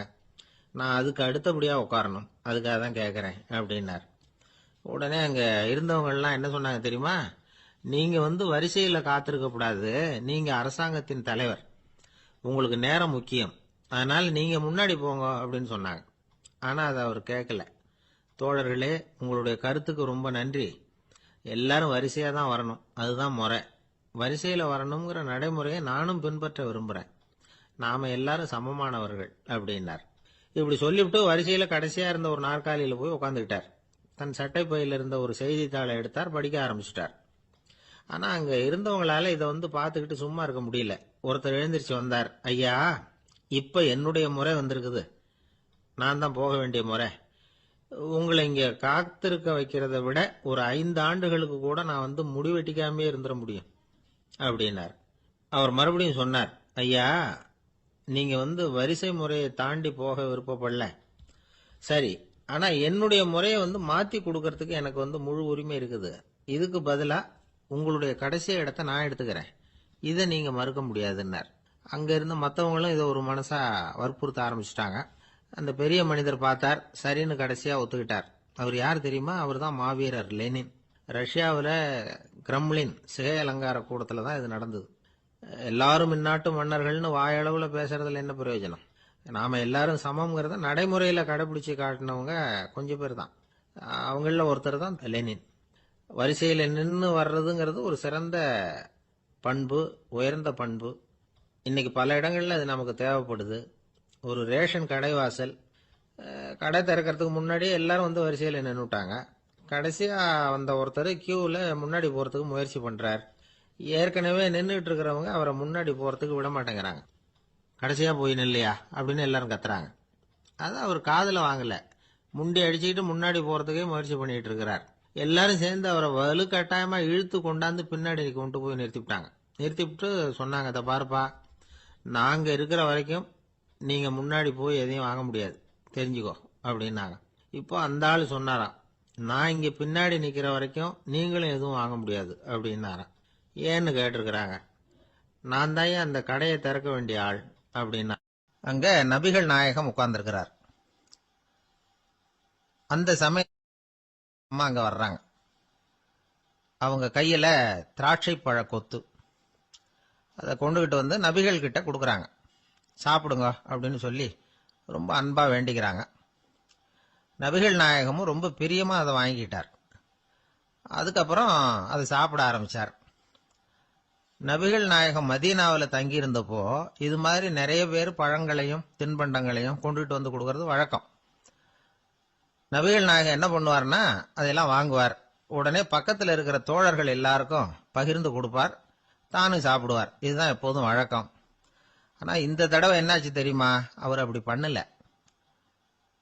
ஒவ்வொரு பழமா எடுத்து தானே சாப்பிட்டுக்கிட்டு இருக்கிறார். அவர் விருப்பமா சாப்பிடுகிற காட்சியை ஆசை தீர பார்த்துக்கிட்டு இருந்தாங்க அந்த வயசான அம்மா, அந்த பழத்தை கொடுத்தவங்க. அவங்களுக்கு ரொம்ப மகிழ்ச்சியா இருந்தது, மன நிறைவா இருந்தது. நாம ஆசையா கொண்டுகிட்டு வந்து கொடுக்குற பழத்தை நபிகள் நாயகம் இவ்வளவு பிரியமா சாப்பிடுறாரே அப்படின்னு நினைச்சு ரொம்ப சந்தோஷப்பட்டாங்க. அதுக்கப்புறம் அங்கிருந்து அவங்க புறப்பட்டு போயிட்டாங்க. இந்த அம்மா போனதுக்கு அப்புறம் பக்கத்தில் இருந்த தோழர்கள் பேச ஆரம்பிச்சாங்க. ஏன்னா அவங்களுக்கு சந்தேகம், இன்னைக்கு வித்தியாசமா நடந்துகிட்டாரே அப்படின்னு. அண்ணலே, எது உங்களுக்கு வந்தாலும் எங்க எல்லாருக்கும் கொடுத்துட்டு தான் நீங்க சாப்பிடுவீங்க. இன்னைக்கு மட்டும் நீங்க அப்படி செய்யலையே, எல்லா பழத்தையும் நீங்களே சாப்பிட்டீங்களே, அதுக்கு என்ன காரணம் அப்படின்னு கேட்டாங்க. இப்படி கேட்கறதுனால நாயகம் அதை தப்பா புரிஞ்சுக்க மாட்டார் அப்படிங்கறது அவங்களுக்கு தெரியும். யாரும் எதையும் அவர்கிட்ட கேட்கலாம், அப்படி கேட்கறதுக்கு உரிமை உண்டு. இந்த ஜனநாயக முறைகளுக்கு அவர்கள் கொடுத்த மரியாதை இது. தோழர்களின் கேள்விக்கு நபிகள் பதில் சொல்ல ஆரம்பிச்சார். நண்பர்களே, அந்த அம்மா ரொம்ப பிரியமா அந்த பழங்களை என்கிட்ட கொண்டுகிட்டு வந்து கொடுத்தாங்க. முதல்ல ஒரு பழத்தை எடுத்து வாயில போட்டு பார்த்தேன். அது ரொம்ப புளிப்பா இருந்தது, சாப்பிடுறது ரொம்ப கஷ்டம். உங்ககிட்ட யாருக்காவது அதை கொடுத்திருந்தா அதுல வாயில போட்டதும் புளிப்பு தாங்காம முகம் சுழிச்சிருப்பீங்க. அதை அந்த அம்மா பார்த்துட்டாங்கன்னா வருத்தப்பட்டிருப்பாங்க. ஆசையா கொண்டுகிட்டு வந்து நமக்கு கொடுத்துருக்குறாங்க. அவங்க அன்பான மனசை நோகடிக்கிறதுக்கு நான் விருப்பப்படலை. அதனால முகம் சுளிக்காம சாப்பிடணுமேங்கிறதுக்காகத்தான் அந்த பழங்கள் பூராவே நானே சாப்பிட்டுட்டேன் அப்படின்னு புன்முறுவலோட பதில் சொன்னாராம் நபிகள் நாயகம். இன்னொருத்தர் மனசு புண்படக்கூடாதுங்கிறதுக்காக புளிப்பையும் இனிப்பா ஏற்றுக்கொள்ளுகிற பண்பாடு இருக்கு பாருங்க, அது ஒரு பெரிய நாகரிகம். அது எல்லாருக்கும் சுலபமா வந்துடாது. நல்லா இருக்கிற பழத்தையே என்ன இவ்வளவு மோசமா இருக்கேன்னு சொல்லுகிறவர்கள் தான் நம்ம கிட்ட அதிகம். இந்த காலத்துல இல்வாழ்க்கையில இந்த நாகரிகத்தை சில பேர் கடைபிடிக்கிறது உண்டு. நல்லா இருக்க இல்லையோ முகம் சுளிக்காம சாப்பிட்டுருவாங்க. ஏன்னு கேட்டா, எதுக்காக சார் வீண் வம்பு, ஏதோ நமக்குன்னு கொடுத்து வச்சது அவ்வளவுதான் அப்படின்னு நினைச்சுக்கிட்டு போக வேண்டியது தானே அப்படிம்பாங்க. இவங்கெல்லாம் கூட ஒரு விதத்துல பண்பாடு தெரிஞ்சவர்கள் தான். இப்போ ஒரு ஆளு ஊரெல்லாம் சுத்தி விட்டு கடைசியில அழுத்து போய் ஒரு ஹோட்டலுக்குள்ள நுழைஞ்சானான். ரொம்ப களைப்பா இருந்தது அவனுக்கு. அதனால ரொம்ப களைப்படைஞ்சு போய் ஒரு நாற்காலியில போய் உட்காந்துருக்கிறான். இவனை பார்த்ததும் சர்வர் ஓடி வந்தார். சார் உங்களுக்கு என்ன வேணும்னு கேட்டார். எனக்கு தேவை 2 தோசையும் கொஞ்சம் அன்பான வார்த்தைகளும் அப்படின்னா. சர்வர் உள்ள போனார், 2 தோசையை கொண்டாந்து வச்சார். அன்பான வார்த்தை கேட்டனே அப்படின்னா இவன். சர்வர் ரொம்ப பணிவா குனிஞ்சு இவன் காதோரமா சொன்னார், ஐயா, இந்த தோசையை சாப்பிட்றாதீங்க, புளிச்சு போன பழைய மாவு அப்படின்னார். இது பாருங்க, அன்பான வார்த்தையும் 2 தோசையும் கேட்டார், கொண்டாந்து கொடுத்துட்டார். இப்படி இருக்கிறவர்களும் இன்றைய மனிதர்கள்ல அதிகம். அதனால மனிதர்கள் ஒவ்வொருத்தரும் ஒவ்வொரு விதம். நம்ம கிட்ட பிரியமா நடந்துகிறவர்கள் மனம் கோணும்படி நாம் நடந்து கொள்ளக்கூடாது அப்படிங்கிறது தான் நபிகள் நாயகம் அவருடைய செயல் மூலமா நமக்கு உணர்த்தி இருக்கிற வாழ்வியல் உண்மை. ஒரு நண்பர் அவசர அவசரமா என்கிட்ட ஓடி வந்தார். அப்புறம் சொன்னார், என்னால நம்பவே முடியல சார், என் பையனா இப்படி அப்படின்னு சொல்லி ஆச்சரியப்பட்டார். உங்க பையன் அப்படி என்னதான் செஞ்சுட்டான்னு கேட்டேன். என்னால முடியாத ஒரு காரியத்தை அவன் சுலபமா செஞ்சுட்டான் சார் அப்படின்னார். அது என்ன, உங்களால முடியாத காரியத்தை அவன் செஞ்சுட்டாங்கிறீங்க, அது என்ன காரியம்னு தான் சொல்லுங்களேன். என்ன, 5ஆம் வகுப்புல அவன் ஒரே தடவையில பாஸ் ஆயிட்டான் சார், அதாவது ஒரே அட்டம்ப்ட்ல பாஸ் ஆயிருக்கிறான் அப்படின்னார். மூச்சு வாங்க. கஷ்டப்பட்டு பரீட்சை எழுதினவன் அவன், இவருக்கு மூச்சு வாங்குது. நம்மால செய்ய முடியாத ஒரு காரியத்தை இன்னொருத்தர் செய்யும் போது அது நமக்கு ஆச்சரியமா தெரியுது. இப்ப சர்க்கஸ் பாக்குறோம், அங்க ஒருத்தர் அந்த இடத்துல தொங்குறார். அதை பாக்குறப்போ அது நமக்கு ஆச்சரியமா தெரியுது. ஏன்னா அது மாதிரி அந்த இடத்துல தொங்குறதுங்கிறது நம்மால முடியாத காரியம். நம்மால முடியாத ஒன்ன அடுத்த ஒருத்தர் ரொம்ப சுலபமா செய்யறப்போ நாம மருள்வது இயற்கை. இதைத்தான் தொல்காப்பியம் மருட்கை அப்படின்னு சொல்லுது. இந்த வியப்பு இருக்குதே, இது 4 வகையில ஏற்படுதான். அதையும் தொல்காப்பியம் தான் சொல்லுது. அது என்ன 4 வகை அப்படின்னா, முதல் வகை எப்படின்னா புதுமையான அரிய செயல்களை செய்வது. 2வது வகை என்னன்னா பெரிய செயல்களை செய்யறது. 3வது வகை எப்படின்னா மிக நுட்பமான செயல்களை செய்யறது. 4வது வகை ஆக்கம் தரும் செயல்களை செய்யறது. புதுமை, பெருமை, சிறுமை, ஆக்கமோடு மதினம் சாலா மருட்கை 4 அப்படிங்கிறது தொல்காப்பியம். இன்னைக்கு விஞ்ஞானம் புதுசு புதுசா எதையோ கண்டுபிடிச்சுக்கிட்டு இருக்குது. அந்த கண்டுபிடிப்புகளை எல்லாம் பாக்குறப்போ ஆரம்பத்துல ஆச்சரியமா இருக்கு, அதுக்கப்புறம் நமக்கு பழகி போடுது. இப்போ வானொலி பெட்டி புதுசா வந்தப்போ அதை சுற்றி எவ்வளவு கும்பல், ஒரு பெட்டி பேசுது அப்படிங்கிறது எவ்வளவு வியப்புக்குரிய விஷயம். இப்ப யாரும் வானொலி பெட்டியை ரொம்ப ஆச்சரியத்தோட பாக்குறது இல்ல. வச்சிருந்தாதான் ஆச்சரியமா பார்ப்பாங்க சில பேர், இந்த காலத்துல இப்படி வச்சிருக்கிறாரேன்னு சொல்லி. மாறா அதை அலட்சியமாவும் பார்க்க ஆரம்பிச்சுட்டாங்க. மதினம் சாலா மருட்கை அப்படின்னு ஒரு சொற்றொடர் வருது பாருங்க, அதுல கருத்தாழம் உண்டு. எதை பத்தியும் போதுமான அளவு புரிஞ்சிக்காதப்போ ஒருத்தர் ஆச்சரியப்படுறார். புரிஞ்சுகிட்டதுக்கு அப்புறம் ஆச்சரியம் மறைஞ்சு போடுது. மிக நுட்பமான செயல்களும் நம்மளை ஆச்சரியப்பட வைக்குது. ஒரு அரிசியில ஒரு திருக்குறள் எழுதி காட்டுறாங்க, ஒரு முட்டை ஓட்டுக்குள்ள ஓவியம் தீட்டி காட்டுறாங்க. கருங்கல் சிற்பங்கள்ல எவ்வளவு நுட்பமான வேலைப்பாடுகள், அதையெல்லாம் பார்த்து ஆச்சரியப்படுறோம். இது மாதிரியே ஆக்கப்பூர்வமான செயல்களும் நம்மளை வியப்பில் ஆழ்த்தும். குப்பை கூலங்களை கூட வாழ்க்கைக்கு பயன்படுகிற பொருளா மாற்றுகிறவர்கள் இருக்கிறாங்க. அவங்களுடைய செயல் நமக்கு ஆச்சரியத்தை தருது. இடைக்காட்டு சித்தர்னு ஒருத்தர் இருந்தார். அவர் பாடிய 30 நூல்ல ஒரு பாட்டு வருது. ஆற்றல் பிறர் அறிதலின் ஆகம் கிளர்வு உறுதலின் கற்று அறிபாணர் கெழுமிய கோடலின் தோற்றம் உருகவே போற்றல் சால் வியப்பே. ஒருத்தருடைய ஆற்றல் தெரியாமல் இருந்தது, அவருடைய அரிய செயல்களை பார்க்கும் பொழுது வியப்பா இருந்தது, மனசுக்குள்ள கிளர்ச்சி. பாவலர்கள் இவர்கள் புகழப்பாடி மற்றவர்களும் தெரிந்து கொள்ளுமாறு செய்கிறார்கள். ஆக எல்லா வகையிலுமே மக்கள் தங்களுடைய வாழ்க்கையில முன்னேறுவதற்கு வழிகாட்டுகிற ஒரு மெய்ப்பாடு தான் வியப்புங்கிறது. இன்னைக்கு இளைஞர்கள் இதை நல்லா புரிஞ்சுக்கணும். ஆச்சரியப்படுங்கள், ஆச்சரியப்பட வைப்பீர்கள். இந்த காலத்துல நம்ம எப்படி எல்லாமோ ஆச்சரியப்பட வைக்கிற அதிசய மனிதர்கள் இருக்கிறாங்க. ஒரு ஆளை பிடிச்சி ஜெயிலுக்கு கொண்டுட்டு வந்தாங்க. சிறை அதிகாரி அவனை ரொம்பவும் ஆச்சரியமா பார்த்தார். இவன் கேட்டான், ஏன் சார் அப்படி பாக்குறீங்க, நான் இப்ப இங்க வந்தது உங்களுக்கு ஆச்சரியமா இருக்கா அப்படின்னு கேட்டான். இதுக்கு சிறை அதிகாரி சொன்னார், நீ இப்போ இங்க வந்ததுல எனக்கு ஒன்னும் ஆச்சரியம் இல்லப்பா, ஏற்கனவே நீ இங்கிருந்து விடுதலை ஆகி போய் 6 மாசம் ஆச்சு, இவ்வளவு லேட்டா திரும்பி வர்றியா, அதுதான் எனக்கு ஆச்சரியம் அப்படின்னாராம். இது ஒரு வகையான ஆச்சரியம். ஆனா வாழ்க்கையில வியப்புங்கிறது ஒரு தேவைப்படுகிற மெய்ப்பாடு. ஆச்சரியப்படுவோம், ஆச்சரியப்பட வைப்போம். அப்படி இந்த உண்மையை புரிந்து கொண்டோம்னா நம்ம வாழ்க்கையில வெற்றி நிச்சயம். பிரிட்டிஷ் ஆட்சி நடந்துகிட்டு இருந்த காலம் 1920களின் கடைசி. அப்போ நடந்த ஒரு உண்மை நிகழ்ச்சி இது. ஒரு கல்யாண மாப்பிள்ளை ரயில்ல இறங்க போறார். அவரை வரவேற்க ஒரு ராஜ குடும்பமே காத்துக்கிட்டு இருக்குது. மங்களூர்ல இருந்து வந்து இறங்குற அந்த மாப்பிள்ளை யார் தெரியுமா? ஒரு நாய். உண்மைதான், அந்த நாய்க்கு தான் கல்யாணம். சுதேசி சமஸ்தானத்து மன்னர்கள்ல ஒருத்தர் ஜூனாகட் மகாராஜா. அவரோட வளர்ப்பு நாய் ரோஷனாரா. அதுக்கு கல்யாணம் பண்ணி வைக்கணும்னு ஆசைப்பட்டார். மாப்பிள்ளை தேடினார். மங்களூர் மகாராஜாவோட வளர்ப்பு நாய் ஒன்னு இருந்தது, பேரு பாபி. இது ரெண்டுக்கும் கல்யாணம் நடத்த முடிவு பண்ணார். திருமணத்துக்கு வேண்டிய எல்லா ஏற்பாடுகளையும் பண்ணுங்க அப்படின்னு உத்தரவு போட்டார். ஆயிரக்கணக்கான அழைப்புதழ்கள், பல சமஸ்தான மன்னர்கள், ஜமீன்தார்கள், பிரிட்டிஷ் அதிகாரிகள், பெரிய பணக்காரங்க, இப்படி நிறைய பேருக்கு அழைப்புதழ்கள் அனுப்பி வச்சாங்க. பத்திரிகையை பார்த்தவங்க எல்லாம் திகைச்சு போயிட்டாங்களாம். இருந்தாலும் என்ன பண்றது, ராஜாவே அழைக்கிறார், போகாம இருக்க முடியுமா? அந்த சமயத்துல நாட்டின் கவர்னர் ஜெனரலா இருந்தவர் இர்வின் பிரபு, அவருக்கும் ஒரு பத்திரிகை போயிருக்குது. வாங்கி பார்த்ததும் அவருக்கு பயங்கர எரிச்சல். உடனே குப்பை தொட்டியில போட்டுட்டாராம். மாட்சிமை தங்கிய பிரிட்டன் சக்கரவர்த்தியின் பிரதிநிதியான தன்னை கேவலம் ஒரு நாயின் திருமணத்துக்காக அழைக்கிறதா அப்படின்னு அவருக்கு ஆத்திரம். இருந்தாலும் கல்யாணம் பிரமாதமா நடந்துதான். கல்யாணத்தன்னைக்கு பொண்ணுக்கு ஸ்பெஷல் குளியல், தண்ணீருக்கு பதிலாக வாசனை திரவியங்கள், பன்னீர், குளிச்சதுக்கு அப்புறம் அலங்காரம், வைர மாலை, முத்து மாலை, ஏகப்பட்ட அலங்காரம்.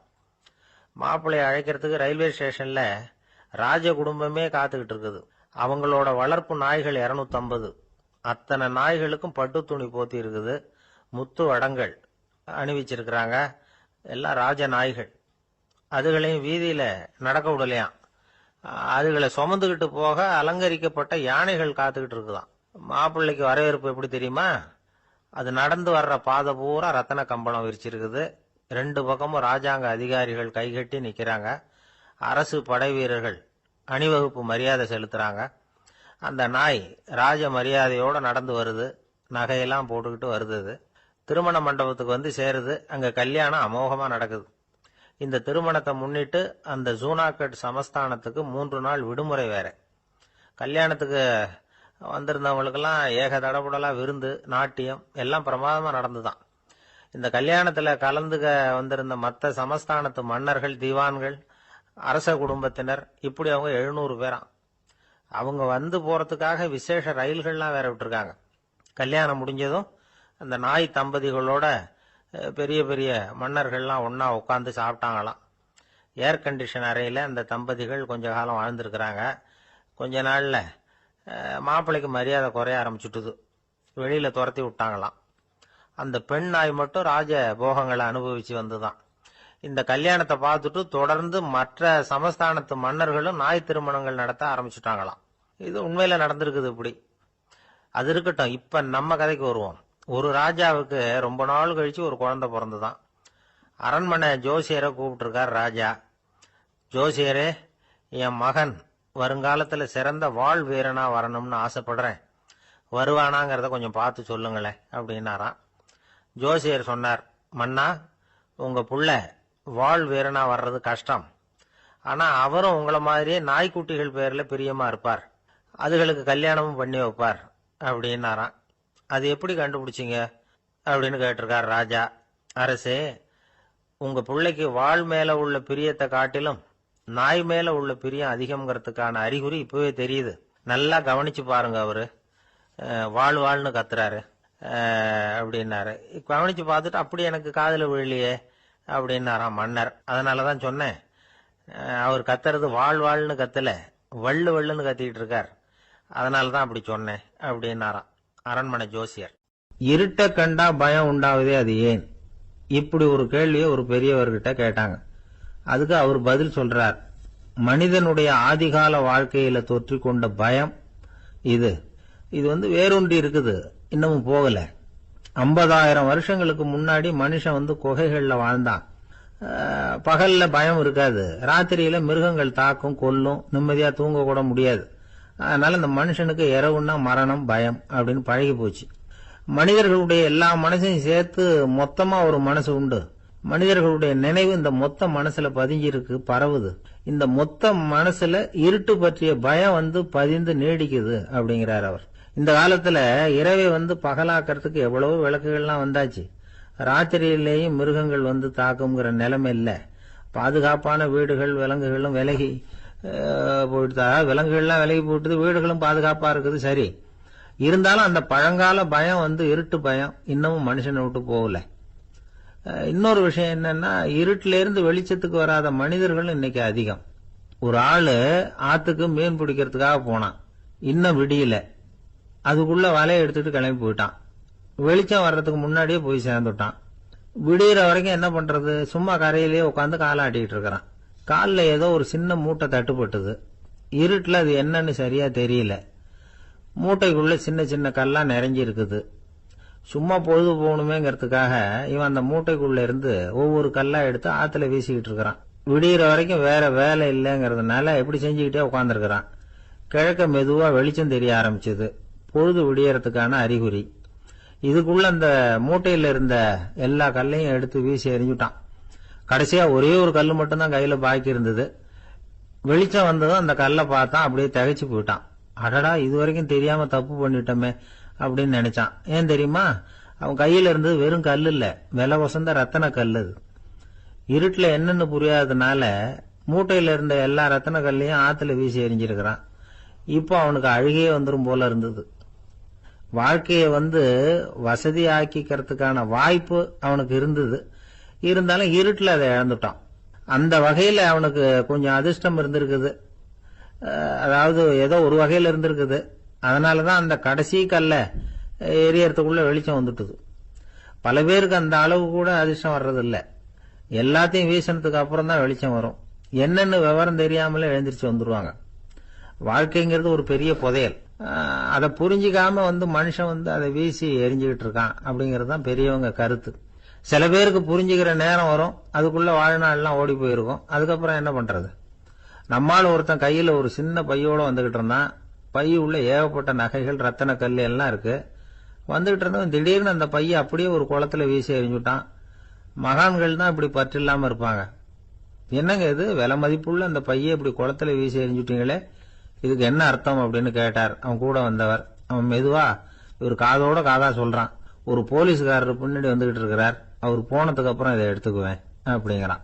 அமெரிக்க ஜனாதிபதி ஆப்ரஹாம் லிங்கன் ஒரு நாள் தன்னோட கோச்சு வண்டியில தலைநகரான வாஷிங்டனுக்கு போயிட்டு இருக்கிறார். கோச்சு வண்டி ஒரு சாலையில போயிட்டு இருக்கு. அந்த சாலைக்கு ஒரு பக்கத்துல பயங்கரமான சதுப்பு நிலம். சதுப்பு நிலம்னா அது புதைகுழி, புதை மணல்ங்கிறோம்ல, அது மாதிரி. அந்த சதுப்பு நிலத்துல யாராவது மாட்டிக்கிட்டா அவ்வளவுதான், ஆளை கொஞ்சம் கொஞ்சமா உள்ள அமுக்கிவிடும். தப்பிச்சு கரையேறது கஷ்டம். அப்படிப்பட்ட நிலம் அது. ஆப்ரஹாம் லிங்கன் ஏதோ ஒரு முக்கியமான அரசாங்க வேலையா போயிட்டு திரும்பி வந்துகிட்டு இருக்கிறார். அதனால அந்த சமயத்துல அவர் விலை வசந்த ஆடைகளை அணிஞ்சிருக்கிறார். அப்படி அவர் அந்த கோச்சு வண்டியில வந்துகிட்டு இருக்கிறாரு. அந்த சமயத்துல ஒரு காட்சி அவர் கண்ணுல பட்டுட்டுது. என்ன தெரியுமா, ரோட்டுக்கு பக்கத்துல இருந்த சதுப்பு நிலத்துல ஒரு இளம் பன்றிக்குட்டி சிக்கிக்கிட்டு தவிச்சுக்கிட்டு இருக்குது. பரிதாபமா கத்திக்கிட்டு இருக்குது. அதை பார்த்தார் லிங்கன். அவருக்கு என்ன மாதிரி ஆயிட்டுது.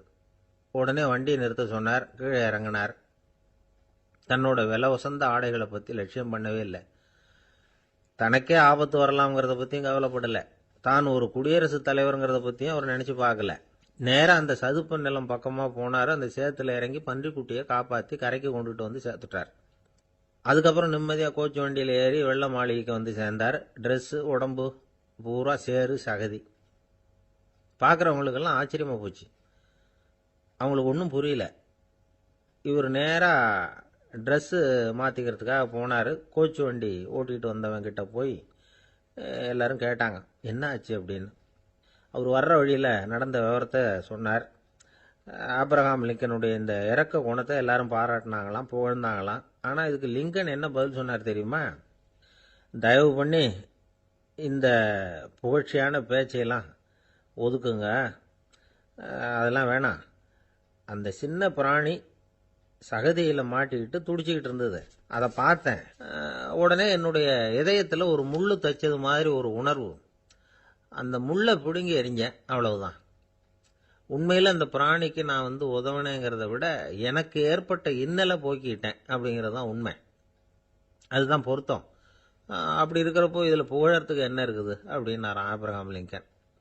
எவ்வளவு யதார்த்தமான வார்த்தைகள் பாருங்க. இந்த காலத்தில் நம்மளையும் பல பேர் அப்படி உண்டு. நீச்சல் தெரியாத ஒரு ஆள் தண்ணியில் இறங்கிட்டான். தண்ணி ஆழம்ங்கிறது அப்புறமா தான் தெரிஞ்சுது. தத்தளிக்க ஆரம்பிச்சுட்டான். வாழ் வாழ்னு கத்துறான். கரையில் நின்றுட்டு இருந்த ஒருத்தர் இதை பார்த்தார். உடனே அவருக்கு இதயத்தில் முள்ளு தைச்சது மாதிரி ஒரு உணர்வு. உடனே குபீர்னு தண்ணியில் பாய்ஞ்சார். அவரை காப்பாற்றி கரைக்கு கொண்டுட்டு வந்து சேர்த்தார். இதை பார்த்துக்கிட்டு இருந்த இன்னொருத்தர் காப்பாற்றின அந்த ஆளை பாராட்டி புகழ்ந்தார். என்ன புகழாதீங்க சார் அப்படின்னார் அவர். ஏன்னு கேட்டார் இவர். நான் அந்த ஆளை ஏன் காப்பாற்றினேன் தெரியுமா? அவன் நேற்றுக்கு என்கிட்ட 300 ரூபா கடன் வாங்கியிருக்கிறான். இவன் தண்ணியில் போட்டான்னா நான் கொடுத்த கடனும் தண்ணியில் போடும். அதனால தான் விழுந்து காப்பாற்றினேன் அப்படின்னா அந்த ஆள். ஒரு காடு. அங்கே புத்தர் அவர் பாட்டுக்கு நடந்து போய்கிட்டே இருக்கிறார். அவருக்கு பின்னாடி ஒரு குரங்கு, அதுவும் தொடர்ந்து வந்துக்கிட்டே இருக்குது. புத்தர் திரும்பி பார்த்தார். குரங்கு அப்படியே குதிச்சு உயர எழும்பி ஒரு கிளையில் போய் உக்காந்துது. ஏன் இப்படி பண்ணுறேன்னு கேட்டார் புத்தர். என்னை சாதாரணமாக நினைக்க வேணாம், நான் மகாமந்தி. என்னால் எல்லாம் முடியும். முடியாதுங்கிற வார்த்தையே என்னுடைய அகராதியில் கிடையாது. என்ன வேணும்னாலும் செய்வேன் அப்படின்னுது. அப்படின்னா ஒரு பந்தயம் வச்சுக்கலாமான்னாரு இவர். ஓ வச்சுக்கலாமேன்னுது. வேற ஒன்றும் இல்லை, இப்போ நீ மேலே எழும்பி அந்த கிளையில் உட்காந்தது மாதிரி அங்கேருந்து தாவி என் உள்ளங்கையில் உட்காரணும், அவ்வளவுதான் அப்படின்னார். அப்படி உட்காந்துட்டா என்ன பரிசு அப்படின்னு கேட்டது அது. சொர்க்கத்தில் இருக்கிற மாமன்னன் மரகத சக்கரவர்த்தியை என்னோட இருக்கும்படியாக கூப்பிட்டுக்கிறேன். அந்த சமயத்தில் அவருடைய அரியணை அங்கே காலியாயிடும். நீ அதில் போய் உட்காந்துக்கலாம். பந்தயத்தில் தோத்துட்டா ஒரு கல்ப காலம் இந்த பூமியில் வாழ வேண்டியிருக்கும். அதுக்கு பிறகுதான் என்கிட்ட வர முடியும். என்ன சொல்ற அப்படின்னார். குரங்குக்கு தாவறது ஒரு பெரிய காரியமா? இது எனக்கு ரொம்ப சாதாரண விஷயம். என்ன இப்பவே தாவட்டுமா அப்படின்னுது. சரின்னு சொல்லி உள்ளங்கையை நீட்டினார். அவருடைய கை தாமரை இலை அளவுக்கு அப்படியே விரிஞ்சுது. குரங்கு சௌரியமா உட்கார்றதுக்காக. குரங்கு தாவறதுக்கு தயாராச்சு. அதுக்கு முன்னாடி ஒரு சின்ன யோசனை அதுக்கு. இந்த கிளையிலிருந்து அந்த கைக்கு தாவறது எனக்கு ரொம்ப அற்பமான ஒரு வேலை. இது ரொம்ப சாதாரணம். என்னுடைய கௌரவத்துக்கு இது சரியா இருக்காது. அதனால நான் என்ன பண்ண போறேன்னா, இங்கேருந்து கிளையிலிருந்து அப்படியே உயர எழும்ப போறேன். எழும்பி மேல் உலகம் போய் அங்கே ஒரு சுற்றிவிட்டு அதுக்கப்புறம் அங்கேருந்து நேராக இந்த கையில் உட்கார போகிறேன் அப்படின்னு நினச்சது. என்ன யோசிக்கிற அப்படின்னார் புத்தர். ஒன்றும் இல்லை, இந்த பாயிரம் பார் அப்படின்னு சொல்லி தாவி உயர போயிட்டுது. கொஞ்ச நேரத்தில் வான உலகத்துக்கே போய் சேர்ந்துட்டுது. அங்கே போய் பார்த்தா அங்கே ஒரு 5 பளிங்கு தூண்கள் இளம் சிவப்பு நிறத்தில் நின்றுக்கிட்டு இருக்குது.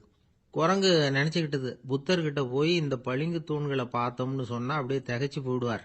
இந்த தூணில் ஏதாவது அடையாளம் செஞ்சுட்டு போகணும் அப்படின்னு அந்த இடத்துல மிதந்துக்கிட்டே நினச்சிது. உடனே ஒரு தூணில் எழுதிச்சு. என்ன எழுதிச்சுன்னா, ஒரு மகா ஞானி இங்கே வந்துட்டு போகிறார் அப்படின்னு எழுதிச்சு. எழுதிவிட்டு அப்படியே கீழே தாவி புத்தரோட உள்ளங்கையில் உட்காந்துது. எப்படி பார்த்தீங்களா என்னுடைய வேலை? வான உலகத்துக்கே போய் அங்கே இருக்கிற 5 பளிங்கு தூண்களை பார்த்துட்டு அதில் நான் வந்த விவரத்தை எழுதி வச்சுட்டு அதுக்கப்புறம் இங்கே வந்திருக்கிறேன் அப்படின்னுது ரொம்ப பெருமையாக. அப்படியா அப்படின்னார் புத்தர். ஆமாம், சந்தேகமாக இருந்தால் வாங்க, அழைச்சிட்டு போய் காட்டுறேன் அப்படின்னுது அந்த குரங்கு. அதுக்கு தேவையில்லை, அப்படியே கொஞ்சம் கீழே குனிஞ்சு பார் தெரியும் அப்படின்னார் புத்தர். அங்கே பார்த்தா புத்தரோட உள்ளங்கை தெரிஞ்சுது. நல்லா உத்து பார்த்துது. அவரோட ஒரு விரல்ல அது எழுதிய வாசகம் தெரிஞ்சுது. குரங்கு யோசனை பண்ணிச்சு, அப்படின்னா வானத்தில் நான் பார்த்தது புத்தரோட விரல்களா அப்படின்னு யோசிச்சுது. இதை புரிஞ்சுக்கிட்ட உடனே அந்த குரங்கோட கர்வம் அழிஞ்சு போச்சான். நம்ம மனசு தான் இந்த குரங்கு. மனம்ங்கிறதும் ஆணவம்ங்கிறதும் ஒரு நாணயத்தின் 2 பக்கங்கள். மனம் உள்ளவரை ஆணவமும் இருக்கும். மனம் அழிஞ்சாதான் ஆணவம் அழியும். மனம் அழிய வேண்டும் அப்படின்னு பெரியவங்க சொல்றது இந்த அர்த்தத்தில் தான். நம்ம ஆளுங்க சவால் விடுறதெல்லாம் வேற மாதிரி. ஒருத்தன் ஒரு வாய்க்காலை தாண்டுறேன்னு பந்தயம் கட்டி தாண்ட முடியாமல் வாய்க்காலில் விழுந்து காலை உடச்சிக்கிட்டு கட்டு போட்டுக்கிட்டு வந்தான். ஏண்டா அப்படின்னு கேட்டாங்க. நான் பந்தயம் கட்டின நேரம் சரியில்லை அப்படின்னா. எப்படிறான்னு கேட்டிருக்காங்க. வாய்க்காலில் தண்ணி இருக்கிற நேரமாக பார்த்து பந்தயம் கட்டியிருக்கணும் அப்படின்னானா. அந்த ஆள் என்னை கண்ணாப்புண்ணான்னு திட்டிவிட்டான் சார். அதை நினச்சா எனக்கு ரொம்ப வருத்தமாக இருக்குது அப்படின்னு சொல்லி கவலைப்பட்டார் ஒருத்தர். இதில் கவலைப்படுறதுக்கு என்ன இருக்குது அப்படின்னார் ஒரு பெரியவர். அவர் ஒரு மகான். என்ன சார் இப்படி சொல்கிறீங்க? ஒருத்தர் நம்ம பார்த்து திட்டுனா வருத்தமாக இருக்காதா அப்படின்னார். அது எப்படி வருத்தமாக இருக்கும்? திட்டுறதுங்கிறது என்ன? அது வெறும் சத்தம் தானே அப்படின்னார் அந்த பெரியவர். நம்ம ஆளுக்கு தலையை பிச்சுக்கலாம் போல இருந்தது. இருக்காது அப்படின்னா நமக்கே அப்படி தானே தோணுது. அந்த பெரியவர் சொல்கிறது ரொம்ப பெரிய விஷயம். அதை நாம் புரிஞ்சிக்க முயற்சி பண்ணலாம்னா நடைமுறை வாழ்க்கைக்கே அது ஒத்து வர்றது மாதிரி தெரிய மாட்டேங்குது. இருந்தாலும் அந்த பெரியவர் அதுக்கு என்னதான் விளக்கம் கொடுக்குறாருன்னு பார்ப்போமே. ஒரு ரயில் போயிட்டு இருக்கு. அதில் ஒரு சாது போயிட்டு இருக்கார். அந்த ரயில் அவர் ஹரித்வாரம் போயிட்டு இருக்கார். அவர் ரயிலில் ஏகப்பட்ட கூட்டம். நம்ம ஊர் ரயில் கேட்கவா வேணும்? டிக்கெட் வாங்கிட்டு கொஞ்சம் பேர், வாங்காத கொஞ்சம் பேர். அது என்னத்துக்கு அனாவசியமாக டிக்கெட் அப்படிங்கிற நினப்பில் பாதி பேர். இந்த கூட்டத்துக்கு மத்தியில் அந்த சாதுவும் போயிட்டு இருக்கிறார். உட்கார்றதுக்காக இருந்த இடத்துல ஒரு ஆள் படுத்திருக்கிறான். கொஞ்சம் முரட்டு ஆசாமி. அவன் காலு பக்கத்தில் கொஞ்சோண்டு இடம் பாக்கி இருந்தது. அந்த இடத்துல இந்த சாது உட்காந்துருந்தார். மெதுவாக உட்காந்துக்கிட்டார் போய். ஆனால் அந்த ஆள் ராத்திரி பூரா இவரை காலால் உதச்சிக்கிட்டே இருக்கிறான். அது இவருக்கு ரொம்ப அவமானமாக பட்டுது. அதனால் துக்கம் ஏற்பட்டது. இருந்தாலும் அதை ஒரு மாதிரியாக சகிச்சுக்கிட்டே இவர் வந்து சேர்ந்தார். பொழுது விடிஞ்சது. அந்த சாது ஹரித்வார் வந்து சேர்ந்தார். அங்கே ஒரு பெரிய ஞானியை சந்திச்சார். ராத்திரி ரயிலில் அந்த ஆள் உதைச்சதையும் அதனால் தனக்கு ஏற்பட்ட துக்கத்தையும் இந்த சாது அந்த ஞானிகிட்ட சொன்னார். சொல்லிவிட்டு, ஏன் சுவாமி, எனக்கு துக்கம் ஏற்பட்டதே அது தப்பா அப்படின்னு கேட்டார். தவறுதான்னார் அந்த ஞானி. உனக்கு இன்னமும் தேக அபிமானம் போகலைங்கிறது தான் அது காட்டுது. அஷ்டாவக்கிரர் என்ன சொல்றார் தெரியுமா? உண்மையான ஞானி யாராவது தன்னை வந்தனை செய்தால் அதற்காக சந்தோஷப்பட மாட்டார், யாராவது நிந்தனை செய்தால் அதற்காக வருத்தப்பட மாட்டார் அப்படின்னு சொல்றார். நிந்தனைங்கிறது ஒரு ஒலி தான். தேகாபிமானம் இருக்கிற வரைக்கும் இந்த ஒலி நம்மளை வேதனைப்படுத்தும். நான் தேகம் இல்லை, ஆத்மா அப்படிங்கிற நினைவு இருந்தா இந்த ஒலி நம்மளை பாதிக்காது. மனு என்ன சொல்றார் தெரியுமா? ஒரு சாதகன் பாராட்டுதலை விஷம்னு நினைச்சு பயப்படணும், அவமானத்தை அமிர்தம்னு நினைச்சு சந்தோஷப்படணுங்கிறார். அவமானப்பட்டா கவலைப்படாமல் எப்படி இருக்க முடியும் அப்படின்னு தான் நமக்கு தோணும். அதனால தான் நம்மளில் யாரும் இதுக்கு உதாரணமாக யாரையும் காட்ட முடியல. புத்தரையும் கபீரையும் உதாரணமாக காட்டுறாங்க. அவங்களுக்கெல்லாம் அவமானம் ஏற்பட்டப்போ கவலையே படலையாம். புத்தரை அவமானப்படுத்தணுங்கிறதுக்காக கௌசாம்பி ராணி ஒரு இளம் பெண்ணை கொலை பண்ணி சடலத்தை புத்தர் குடிசைக்கு முன்னாடி போட சொன்னார். போட்டாங்க. புத்தர் தான் அந்த பொண்ணை கெடுத்து கொலை பண்ணி விட்டாருன்னு எல்லாரும் நினைச்சாங்க. ஆனால் புத்தர் இதை பற்றி கவலையே படலை. அப்புறமா உண்மை தெரிஞ்சதும் புத்தர் புகழ் இன்னும் அதிகமாயிட்டுது. ஒரு பெரிய சபையில் ஒரு மோசமான பொண்ணு நுழைஞ்சி தனக்கும் கபீருக்கும் சம்பந்தம் உண்டுன்னு சொன்னா. கபீர் கவலைப்படலை. அவங்க மாதிரியெல்லாம் நாமளும் இருக்க கற்றுக்கணும். நிந்தனை, அபகீர்த்தி, அவமானம் எல்லாம் ஆண்டவன் கொடுக்கிற பிரசாதம்னு நினைக்கணும் அப்படின்னு சொல்றார் அந்த ஞானி. இதை கேட்ட இந்த காலத்து ஆசாமி ஒருத்தர், நான் கூட அப்படிதான் சார், யாராவது அவமானப்படுத்தினா கவலைப்பட மாட்டேன். நேற்று கூட ஒருத்தர் என்ன பலார்னு அரைஞ்சுட்டார், நான் கொஞ்சம் கூட கவலைப்படலை, பேசாமல் வந்துட்டேன்னார். ஏன் அப்படி வந்துட்டீங்க அப்படின்னு. அவர் அரைஞ்சதுலேயும் ஒரு அர்த்தம் இருந்தது, அதனால தான் அப்படி வந்துட்டேன்னார். ஏன் அரைஞ்சாருன்னு கேட்டேன். 10 வருஷத்துக்கு முன்னாடி 15 ரூபா அவர்கிட்ட கடன் வாங்கினேன். அதை கேட்டு கேட்டு பார்த்துட்டு கடைசியாக தான் அரைஞ்சார் அப்படின்னார். ஆண்டவனுடைய பிரசாதம் இவருக்கு அடிக்கடி கிடைக்கும் போல இருக்கு. ஆசைப்படுறதுல தப்பு இல்லை. ஆனால் அந்த ஆசை தேவைக்கு தகுந்த மாதிரி இருக்கணும். தேவைக்கு மீறிய ஆசைகள் இருக்கு பாருங்க, அது தேவையில்லை. இந்த கருத்தை வலியுறுத்தது மாதிரி ஒரு கதை உண்டு. தேவேந்திரனுக்கு திடீர்னு வீடு கட்டணும்னு ஒரு ஆசை வந்துதான். வீடுன்னா நாம கட்டுற மாதிரி இல்லை. தேவேந்திரன் வீடுன்னா சும்மாவா? ஒரு பிரம்மாண்டமான அரண்மனை கட்டணும். அது மாதிரி இந்த 3 லோகத்திலையும் ஒரு அரண்மனை கிடையாது அப்படின்னு எல்லாரும் சொல்லணும். இது அவனோட ஆசை. உடனே தேவ தச்சரான விஸ்வகர்மாவை கூப்பிட்டான், உத்தரவு போட்டான். விஸ்வகர்மா தன்னுடைய உதவியாளர்களை எல்லாம் கூப்பிட்டு ஒன்னா சேர்த்துக்கிட்டார். படாத பாடுபட்டு ஒரு பெரிய அரண்மனையை கட்டி முடிச்சார். கட்டி முடிக்க 1000 வருஷம் ஆச்சு. தேவேந்திரன் பார்க்குறான். அவனுக்கு திருப்தி ஏற்படலை. என்னுடைய அந்தஸ்துக்கு இது ரொம்ப சாதாரணமான கட்டிடம், இதை விட இன்னும் பெருசாக கட்டு அப்படின்னா. தேவ தச்சர் திணறி போயிட்டார். அவரால் அதுக்கு மேலே எதுவும் செய்ய முடியல. என்ன பண்ணுறதுன்னு யோசனை பண்ணார். நேராக நாரதர் காலில் போய் விழுந்தார். நீங்கள் தான் என்னை இந்த பிரச்சனையிலேருந்து காப்பாற்றணும்னார்.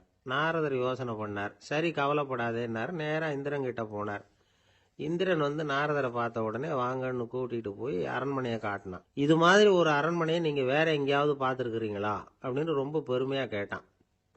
நான் பார்த்ததில்லை, ஆனால் என்னை விட வயசில் மூத்தவர் மகரிஷி லோமேசர், அவர் ஒரு வேளை பார்த்துருக்கிறாரா என்னமோ அப்படின்னார். உடனே அவரை மனசில் நினச்சி தியானம் பண்ணினார். அடுத்த கணம் லோமேசர் அங்கே வந்தார். இடையில ஒரு சின்ன துண்டு, கையில் ஒரு கமண்டலம், தலையில் ஒரு பாய், அவ்வளவுதான் அவர்கிட்ட இருந்தது. எதுக்காக தலையில் எந்த பாய் அப்படின்னு கேட்டான் இந்திரன். என்ன மாதிரி அற்ப ஆயுள் உள்ள ஒரு ஜீவன் தனியாக வீடு கட்டிக்கிட்டு திண்டாடணுமா? இந்த பாய் தான் ஒரு வீடு மாதிரி எனக்கு நிழல் கொடுக்குது அப்படின்னார் அவர். என்னது, உங்களுக்கு அவ்வளவு கொஞ்சமான ஆயுளா அப்படின்னு ஆச்சரியத்தோட கேட்டான் இந்திரன். ஆமா, இதை பாரு, என்னுடைய மார்பில் ஒரு பொற்காசு அளவுக்கு ரோமம் உதிர்ந்துட்டுது. எப்போ என் உடம்புல உள்ள எல்லா ரோமமும் உதிர்ந்துருமோ அப்போ என்னுடைய ஆயுள் முடியும் அப்படின்னார். எப்போ அந்த ரோமங்கள் பூரா உதிரும்னு கேட்டான் இவன். ஒரு பிரம்மா மறைஞ்சதும் ஒரு ரோமம் உதிரும். என் உடம்புல உள்ள ரோமங்களின் எண்ணிக்கை எவ்வளவோ அவ்வளவு பிரம்மாக்கள் தோன்றி அவங்க ஆயுள் முடியும் பொழுது என் உடம்புல உள்ள ரோமங்கள் பூரா உதிரும் அப்படின்னார். அப்படின்னா ஒரு பிரம்மாவோட ஆயுள் எவ்வளவு காலம்னு கேட்டான். ஒரு பிரம்மாவுக்கு 100 தேவ வருஷம். ஒவ்வொரு தேவ வருஷத்துக்கும் 365 தேவ நாள். ஒவ்வொரு தேவ நாள்லையும் ஒன்ன மாதிரி 14 இந்திரர்கள் தோன்றி மறைகிறாங்க அப்படின்னு மகரிஷி லோமேசர் சொல்றார். இதை கேட்டதும் இந்திரன் ஆடி போயிட்டான். அவ்வளவு ஆயுள் உள்ள இவரே அற்ப ஆயுள்னு சொல்றார். நான் என்னுடைய ஆயுளை பெருசா நினைச்சுக்கிட்டு பிரம்மாண்டமான அரண்மனை கட்டணும்னு ஆசைப்படுறேனே அப்படின்னு நினைச்சான். எனக்கு